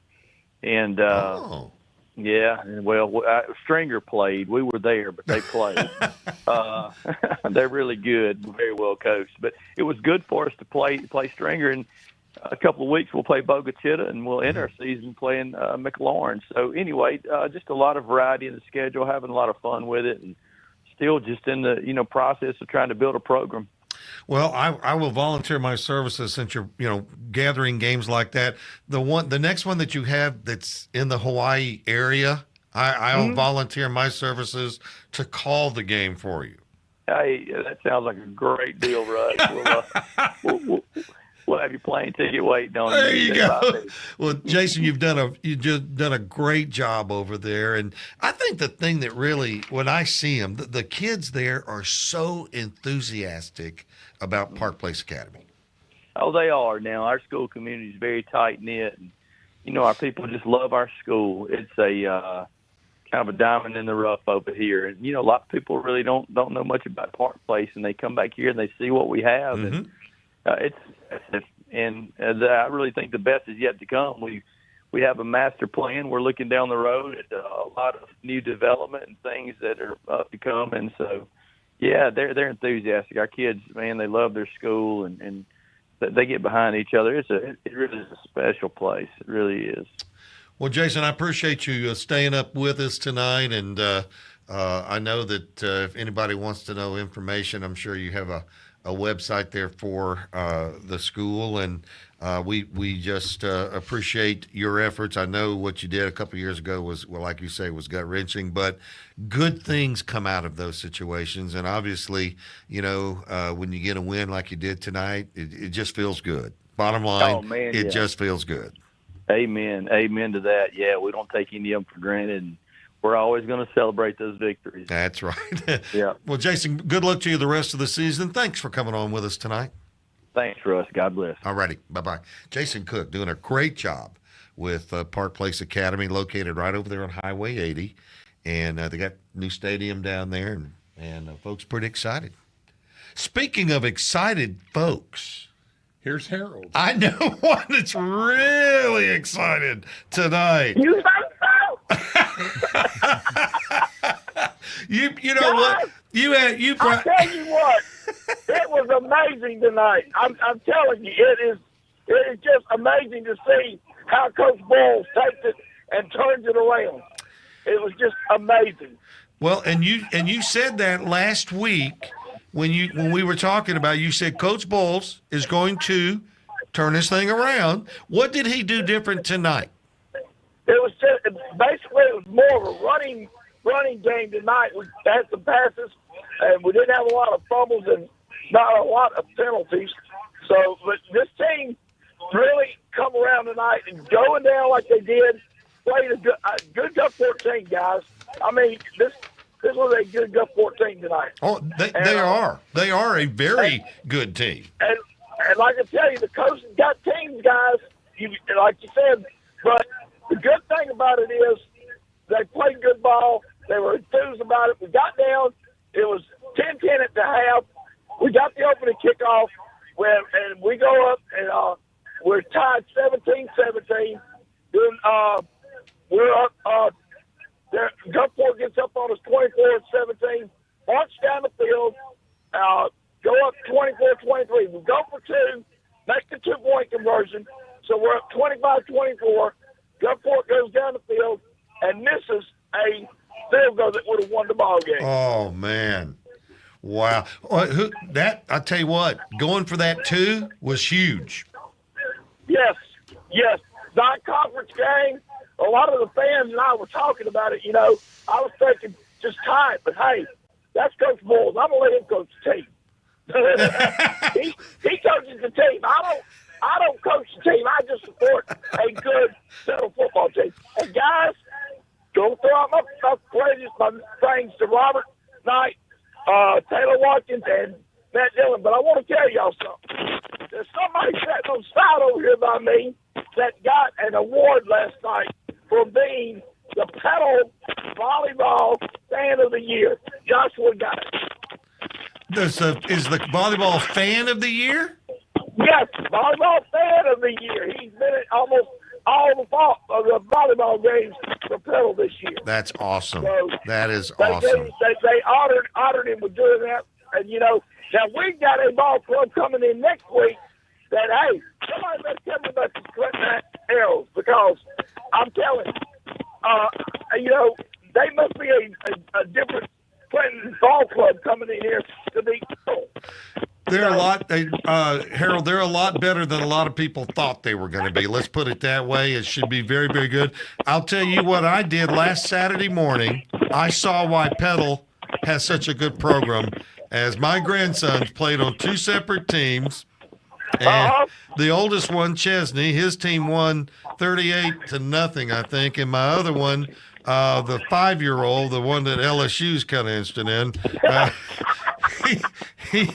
they lost 8-6. But the Pedal people there were so into the football. I certainly understand why you get excited. And look, that's going to be a good ball game next week for you guys. Next week, it's going to be interesting to see, how we go through it. I mean, the team was happy, enthused. It was a very good atmosphere tonight to actually win that ball game. which is great. I'll take the victory. 25-24 is great. Hey, guys, how did Oak Grove do tonight? I don't think we've got an Oak Grove score, do we? No, they may not have played. I didn't see where they played, but they may have. I just didn't see it. But hey, Harold, we got to run. We got to get somebody else in. But congratulations on that big win, and we'll talk to you after the Clinton game next week. We will talk to y'all. And hey, Russ, yes, you better watch out. Maybe that following Saturday, I may be there to watch your little boys play. You never know about me now. I'm going to look for you. I'm not making a promise I can't keep, guys. I'll look for you, Harold. Thanks, brother. All right, Russ, we'll talk to y'all later, my man. All right, man. Bye-bye. All right, bye-bye. I'm sure you got time to squeeze somebody in. Brandon Davis. You got 45 seconds. Yeah. Who's on the line? Brandon Davis. Oh, is he? Okay, we'll take him coming out because we got Crazy Eights coming up. We also got, we'll be talking with Coach William Frazier from the Salem Wildcats. Great story there. And so we're going to take we got 2 minutes? Let's go over some scores that we don't have yet. All right. Sound like Harold's voice. He must have been yelling a little bit. I think he yelled a little bit tonight in that ball game. All right. Mentioned Hattiesburg beat Biloxi 23-6.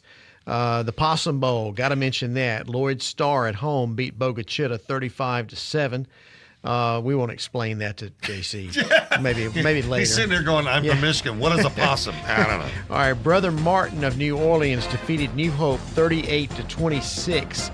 And New Albany beat Caledonia 66-21. Wow. Well, he's a Michigan Wolf. I will tell you this. A possum is not a Wolverine. Trust me. Not even in that ballpark. We're going to take a timeout. When we come back, we'll have a couple of interviews, and then J.C. Fox will bring us up to date on 8-man action on the Crazy Eights. Keep it right here. Friday night Under the Lights continues in a moment.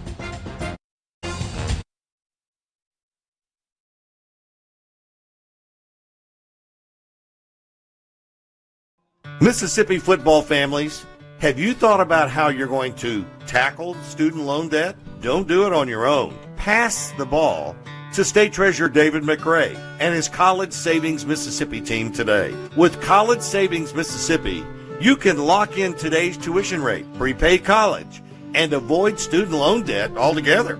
Don't let your finances get sacked because you didn't invest in your child's education. Visit treasury.ms.gov/college savings to learn more today.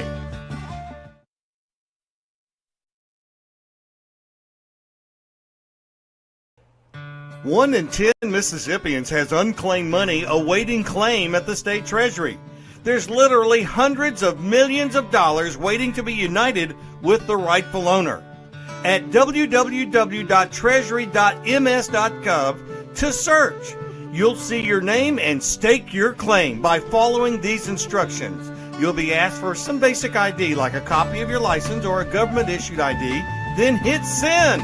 Treasurer David McRae has a dedicated unclaimed money team awaiting your claim, ready to return your money. Don't wait. Look for your name and stake your claim today. www.treasury.ms.gov.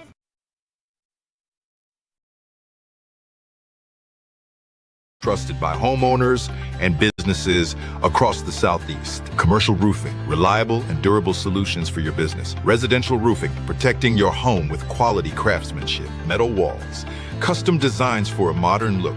Emergency services, rapid response to protect your property. After a recent hailstorm, I needed a total roof replacement. I chose Malone Roofing for the job. They delivered top-notch service, and my new roof looks great. We started looking for roofers when we realized that we had leaks throughout our facilities in our district. What stood out to me about Malone Roofing was great customer service, a fine finished project, and great follow-up. I would definitely work with Malone Roofing again. My project was a little more complicated than just needing a new roof. I decided that Malone would be who we needed to work with, that would do the best job for us. My experience working with Malone was wonderful. Contact us today for a free inspection. Visit www.ecmalone.com or call 1-833-7-MALONE.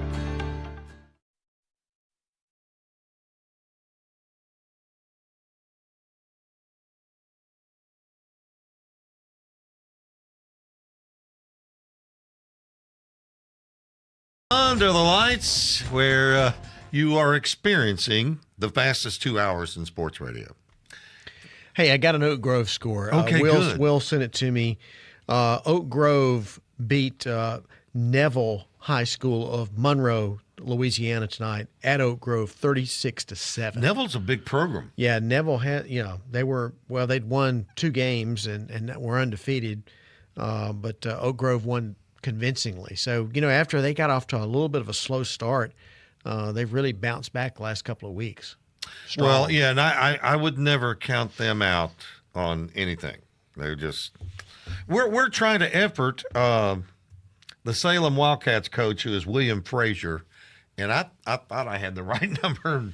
I hope I'm right. Ty's trying to call him again, but until then, let's go to Brandon Davis, who is the voice of the Warren Central Vikings. And after that first game, Brandon, of the year, you guys have started putting it together as everybody thought you would. Yeah, sometimes you need to get punched in the mouth to wake yourself up, and that's exactly what happened, Russ. And as you said, since the Clinton game, 3-0 on the season, after that, averaging 38 points a game on offense. And tonight had the crosstown rival Vicksburg coming over for the Red Carpet Bowl. And very glad to say that this is the 14th win in a row over Vicksburg, taking care of them 34-15 tonight. That Red Carpet Bowl seems to be on different dates every year. Is that right? Is it kind of float, or is it mainly? I remember when it used to be at the end of the season.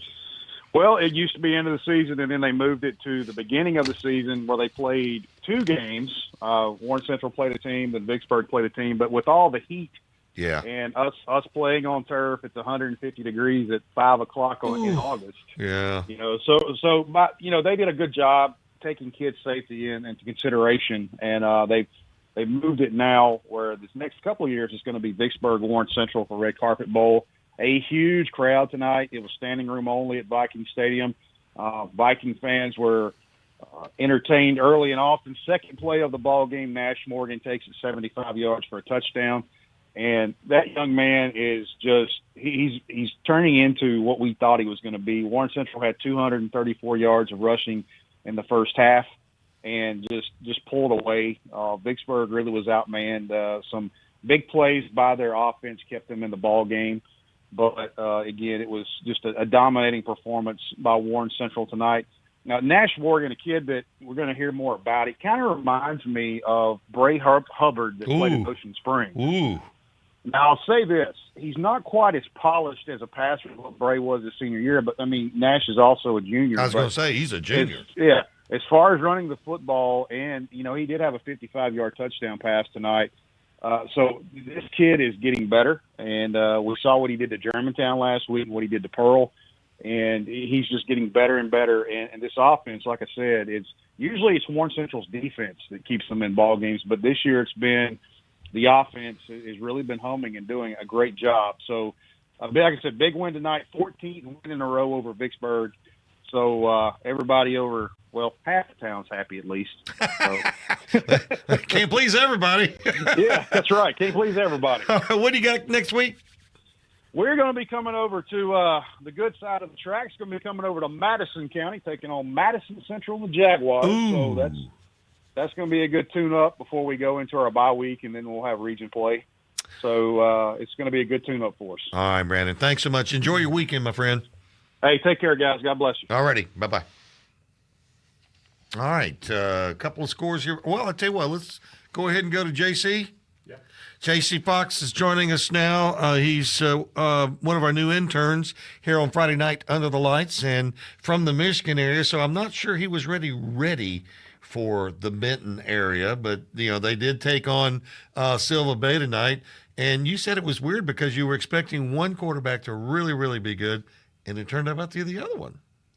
Yeah, in all my research, and I was expecting Clayton Saxton of Benton Academy to be really good. He had a really good week last week, passing for almost 100 yards and 2 touchdowns, rushing for well over 200 yards, had a pair of rushing touchdowns as well.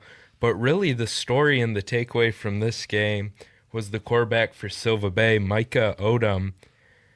When I calculated the stats I had on him, He had 182 rushing yards and 4 touchdowns, passing well over 200 yards, 3 touchdowns as well. To begin the game, 8-man football, most of the kickoffs are decently short.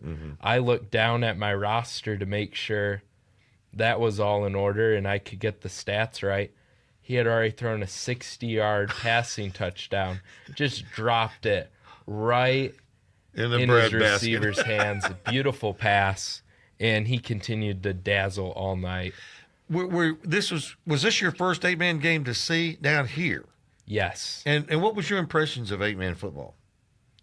It was really interesting. I shout out to Benton Academy. Coach Emily Poe, their athletic director, was my contact there. Very welcoming. It was an excellent environment. Oh, keep people come out for that. For that team. It was an excellent crowd, and they were pretty loud all night, despite the score.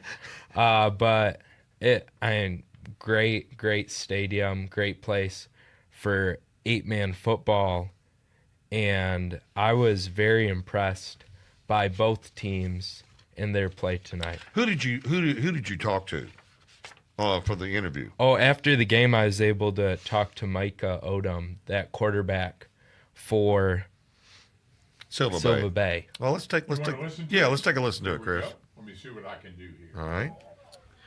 Right, I am here with the star for Silva Bay tonight, their quarterback, Micah Odom. Micah, I saw that great rush you had where you ran out to the left, evaded some defenders, and zigzagged through the whole defense. What went into that play? Well, it was definitely a busted play. My coach was getting mad at me for that, but supposed to throw it to the tight end. I just ran around. The lineman gave me a couple blocks, and I just ran. The other play of the night, I think, for you was you had that Tim Tebow-esque jump pass for about a 30-yard touchdown. How did you feel throwing that ball? I just had to make that defensive end miss. That was blitzing. Tight end was wide open. I just threw it to him. He was wide open. What do people need to know about Silva Bay football?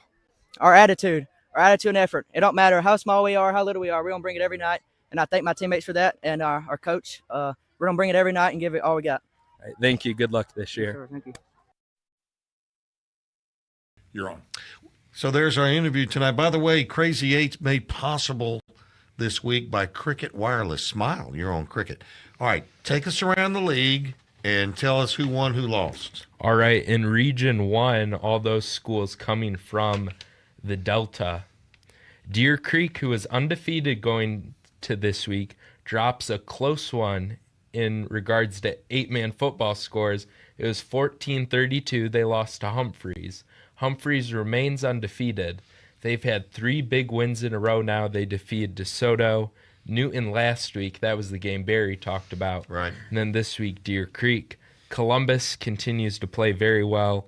They defeated Delta Streets by a score of 66-38. North Sunflower lost to DeSoto 6-60. Newton lost to Central Homes, that one 42-20.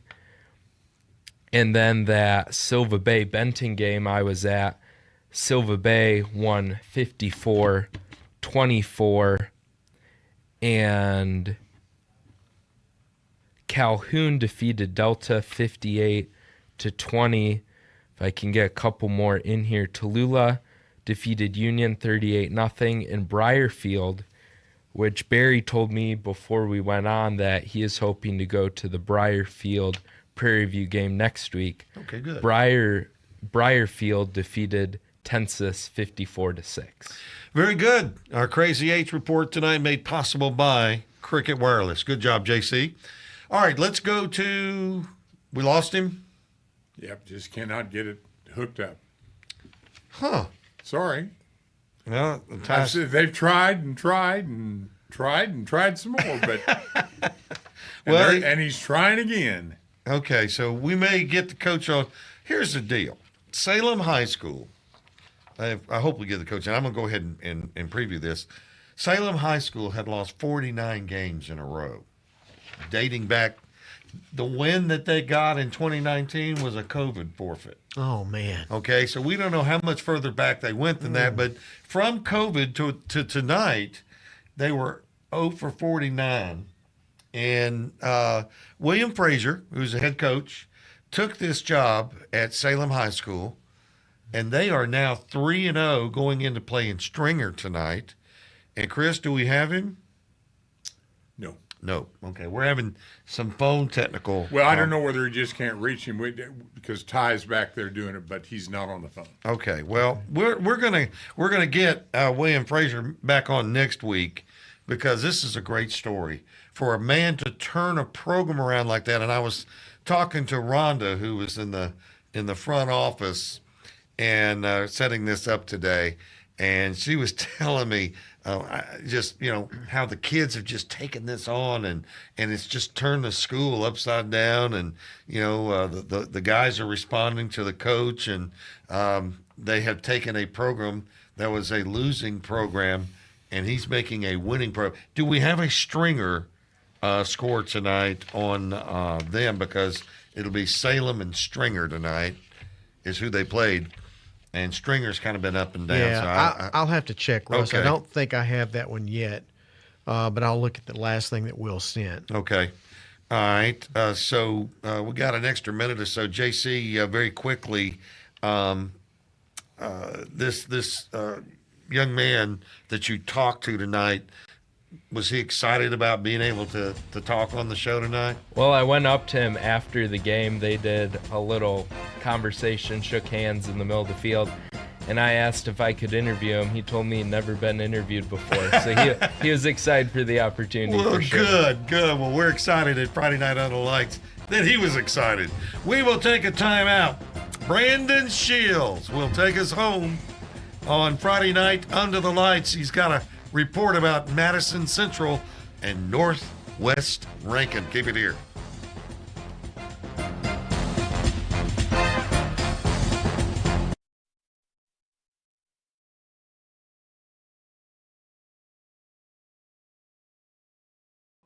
Hello, Mississippi.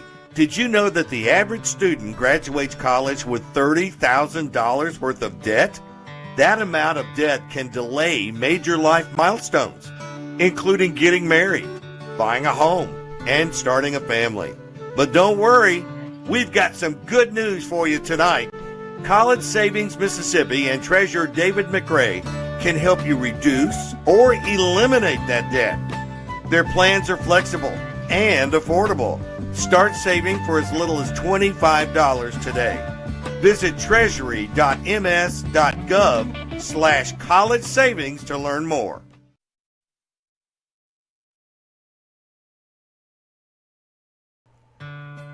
See your name and file your claim.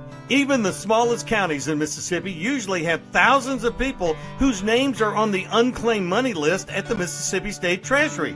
That's right. Many counties even have tens of thousands of names listed, totaling tens of millions in unclaimed dollars. Since he's been state treasurer, David McRae has returned a record $80 million to Mississippians who've searched the list, found their names, and staked their claim. About 1 in 10 Mississippians have unclaimed money, and that's why you should check www.treasury.ms.gov or click on Unclaimed Money and search today. If you see your name, file your claim.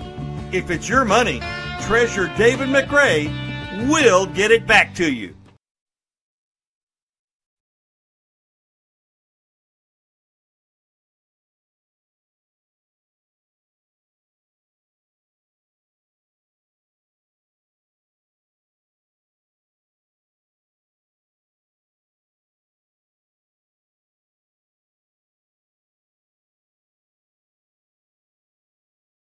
MPB Think Radio. Mississippi is our mission.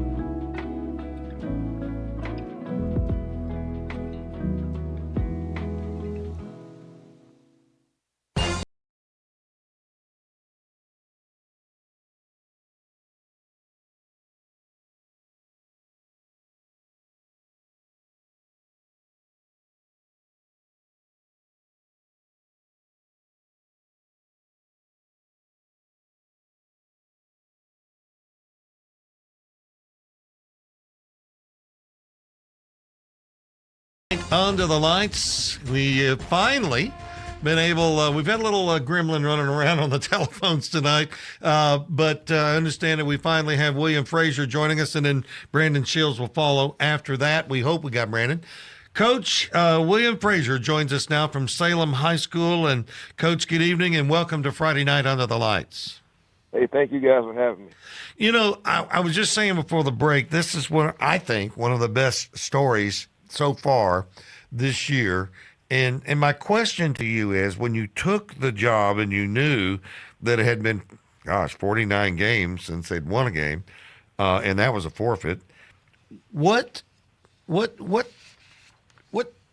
possessed you to take this job? Well, first I came over and I walked down the halls of the school and I met some of the guys who were on the team. And you see that these kids really want to play ball, but they accepted their fate of being a losing team. So my idea was, hey, let's change the mindset of these boys first, see if they'll fight, and then we'll work on winning. And last season we went 0-10, but God, we hung in and fought in every single game. Then once we got down to manpower, we would get whooped, we get blown out. Mm-hmm.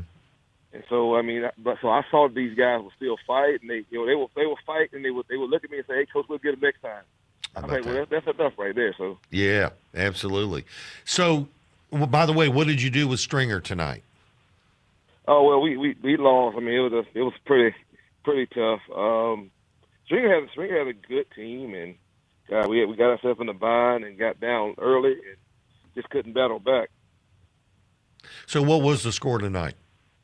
It ended up being, I think, 52-12 at the end, because by then we were kind of just trying out some of my younger guys to see how they can play. So, very, very quickly, Coach, who are some of the teams that you're going to have to beat in order to win your division? Well, in my division, I'm in there with West Lincoln, Mount Olive, and Boca Chica. And Boca Chica had the Possum Bowl tonight. Are you aware of what that game's all about?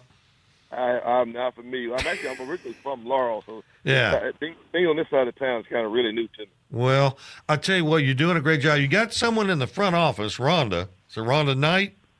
Yes, ma'am. Yes, she just talked to me, telling me everything that was going on, and just thinks that you're doing a wonderful job. And now you teach up there too, don't you?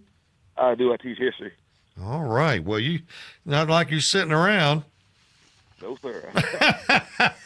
I'm pushing through every single day, and I mean, I think what keeps me here is that the boys believe in me more than I believe in them, which is great because they trust me and they're willing to play for me. And you can have all the talent in the world, if you don't want to play for that coach, then you're not going to be a good player. You're totally right, Coach William Frazier. Thank you. I'm sorry for the phone problems that we've had, but we battled through. Fine. Well, we got it, and we're going to keep an eye on this Salem team this year because I think this is a great story. Yes, sir. I really appreciate you guys' time. All righty. Thanks so much, Coach. Thanks for having me. All righty. Is Brandon with us? Here he is. Brandon Shields, who was up at Madison Central Northwest Rankin. This is a really good ball game, wasn't it? Yeah, it was kind of just, wouldn't say back and forth with Madison up 21-0 at the end of the first quarter.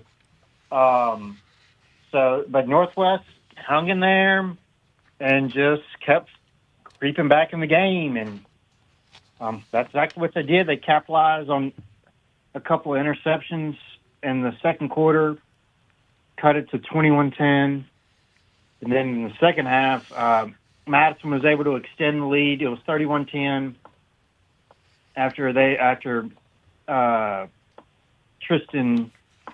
My mind's just going I know who you're talking about because they talk about him every Yeah, he had 2 picks. He had 2 interceptions. Had an interception for a touchdown on the Northwest Rankin's opening drive of the game. So he had an interception to begin the second half, and Madison scored off it, made it 31-10, and then they kind of just got relaxed, so to speak, and they just and then Northwest just kept fighting, hung there. scored with 1:43 left to cut it to 31-24 and got the ball back with 4 seconds left. So they just had to come up with a miracle play that fell up short. So, well, I tell you that Devin Cooper does a great job with that program over there. And he does what he does. They play hard. He's got them going in the right direction. Yep. He's a very good coach. I mean, he knows what he's doing. Obviously, it's just these couple of losses. They've lost the turnover battle. Yep. I mean, against Clinton a couple of weeks ago, they turned the ball over like crazy, and tonight they had 3 turnovers, and the pick 6 ended up being the difference in the game. So. An entertaining game. Well, we apologize for some of the phone problems we've had tonight trying to get you on. I know that you tried to call and you couldn't get through because the phones were kind of messed up, but we got you on, and that's what counts. And we appreciate that report on Madison Central and Northwest, and we will talk to you next week. I'll see you at the press conference in October when Johnny Mims lets us know who's on the Mississippi All-Star and the all of that. So thanks a lot, Brandon. Enjoy your weekend, my friend. Yeah, October 1st. Yep. A couple of weeks. So, that's right. Just a couple of weeks. We'll be talking Miss Al. Yeah. Thanks, man. Thanks. All righty. Well, that gives us a minute or so. Any score that you haven't given? Well, I thought, just looking through here and trying to see games that were really significant tonight, I thought Macomb winning over Brookhaven after Brookhaven had that huge win last week. I thought that was pretty significant. 18-16 was the final there. Let's see, let me see if I can find another one that I thought was really – I saw this. I haven't given you this before, but Kosciuszko is a 4A school. And they're undefeated. They go to Olive Branch tonight. No. And win. Not only win, but win 48-21. So. And the Conquistadors are 6A, aren't they? Yeah. Yeah. So that was a pretty significant win there for sure. And this one also, we haven't given you this one either. You wait around at 12 o'clock to get the best scores. Starkville at home. Beat Louisville, which yes, yeah. Starkville's pretty strong. 36-16 was the final there. Now Louisville's playing up. Yeah, Louisville's definitely playing up, but they're a good program consistently. Yeah. But Starkville, they lost that one game a couple of weeks ago, but they're 3-1 and they won 36-16. Tell you another one's Petal. Petal beating Gulfport 25-24. Of course, Harrell was just his tires have not hit the ground yet. No, he wasn't quite all there. He'd screamed so much during the game. But by the way, I want to say and shout out to a good friend of mine, Rufus, who made sure I got out of the parking lot tonight at MRA on time. He was directing traffic, and he said he'd listened to the Heinz games when we were doing those, Chris. And oh my gosh, I know. He said I've listened to Friday Night Under the Lights for a while. Yeah. So I was glad to meet him. So it always pays to know people. That's right. And when you go to MRA and you know John Weaver, as Caleb Hamill said, you're eating soft-shell crab. Oh, man, I tell you what, they got it going over there. Good show tonight. Big thanks to all the folks that made it possible. JC and the Crazy Eights, and we got everybody in tonight. I mean, it was a struggle, but we got them all in tonight. And so glad that everyone joined us tonight. And big thanks to Jason Cook from Park Place Academy for joining us, and congratulations on their win tonight. And big college game tomorrow would be Auburn, Oklahoma. Yeah, that'd be a good game for sure. I think Texas is playing Sam Houston State or something. They haven't played anybody other than that first week. Okay, how about the other big news? What's that? The portal change on the NCAA. No, I have not heard. Yeah, there's been portal change. You got to read up on it. Yeah, I think they don't have but one window now instead of two or something like that. I think they can only do it one time a year. Which so kind of makes sense a little bit. So you can make $5 million, or you can make Nothing. Hey, thanks for joining us here on Friday Night on the Lights. We will see you back here next week on MPB Think Radio and FNUTL.com. Big thanks to Wilbur Watson tonight and also Dr. Dave Showles.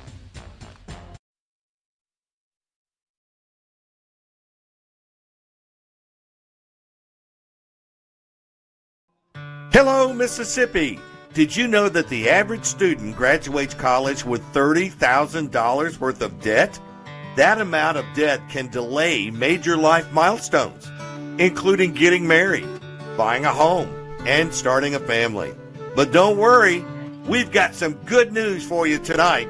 College Savings Mississippi and Treasurer David McRae can help you reduce or eliminate that debt.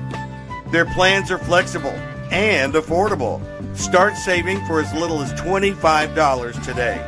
Visit treasury.ms.gov/college savings to learn more. 1 in 10 Mississippians has unclaimed money awaiting claim at the state treasury. There's literally hundreds of millions of dollars waiting to be united with the rightful owner. At www.treasury.ms.gov to search. You'll see your name and stake your claim by following these instructions. You'll be asked for some basic ID like a copy of your license or a government-issued ID, then hit send. Treasurer David McRae has a dedicated unclaimed money team awaiting your claim, ready to return your money. Don't wait. Look for your name and stake your claim today. www.treasury.ms.gov.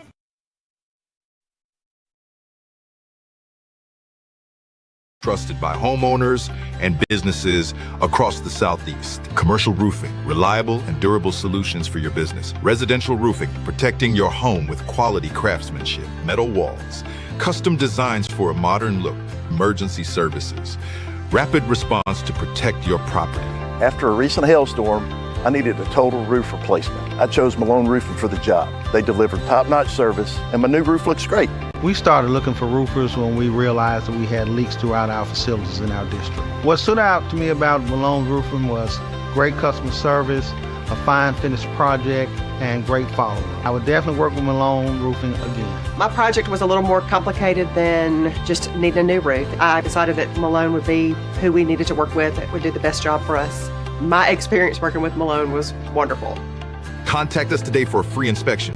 Visit www.ecmalone.com or call 1-833-7-MALONE.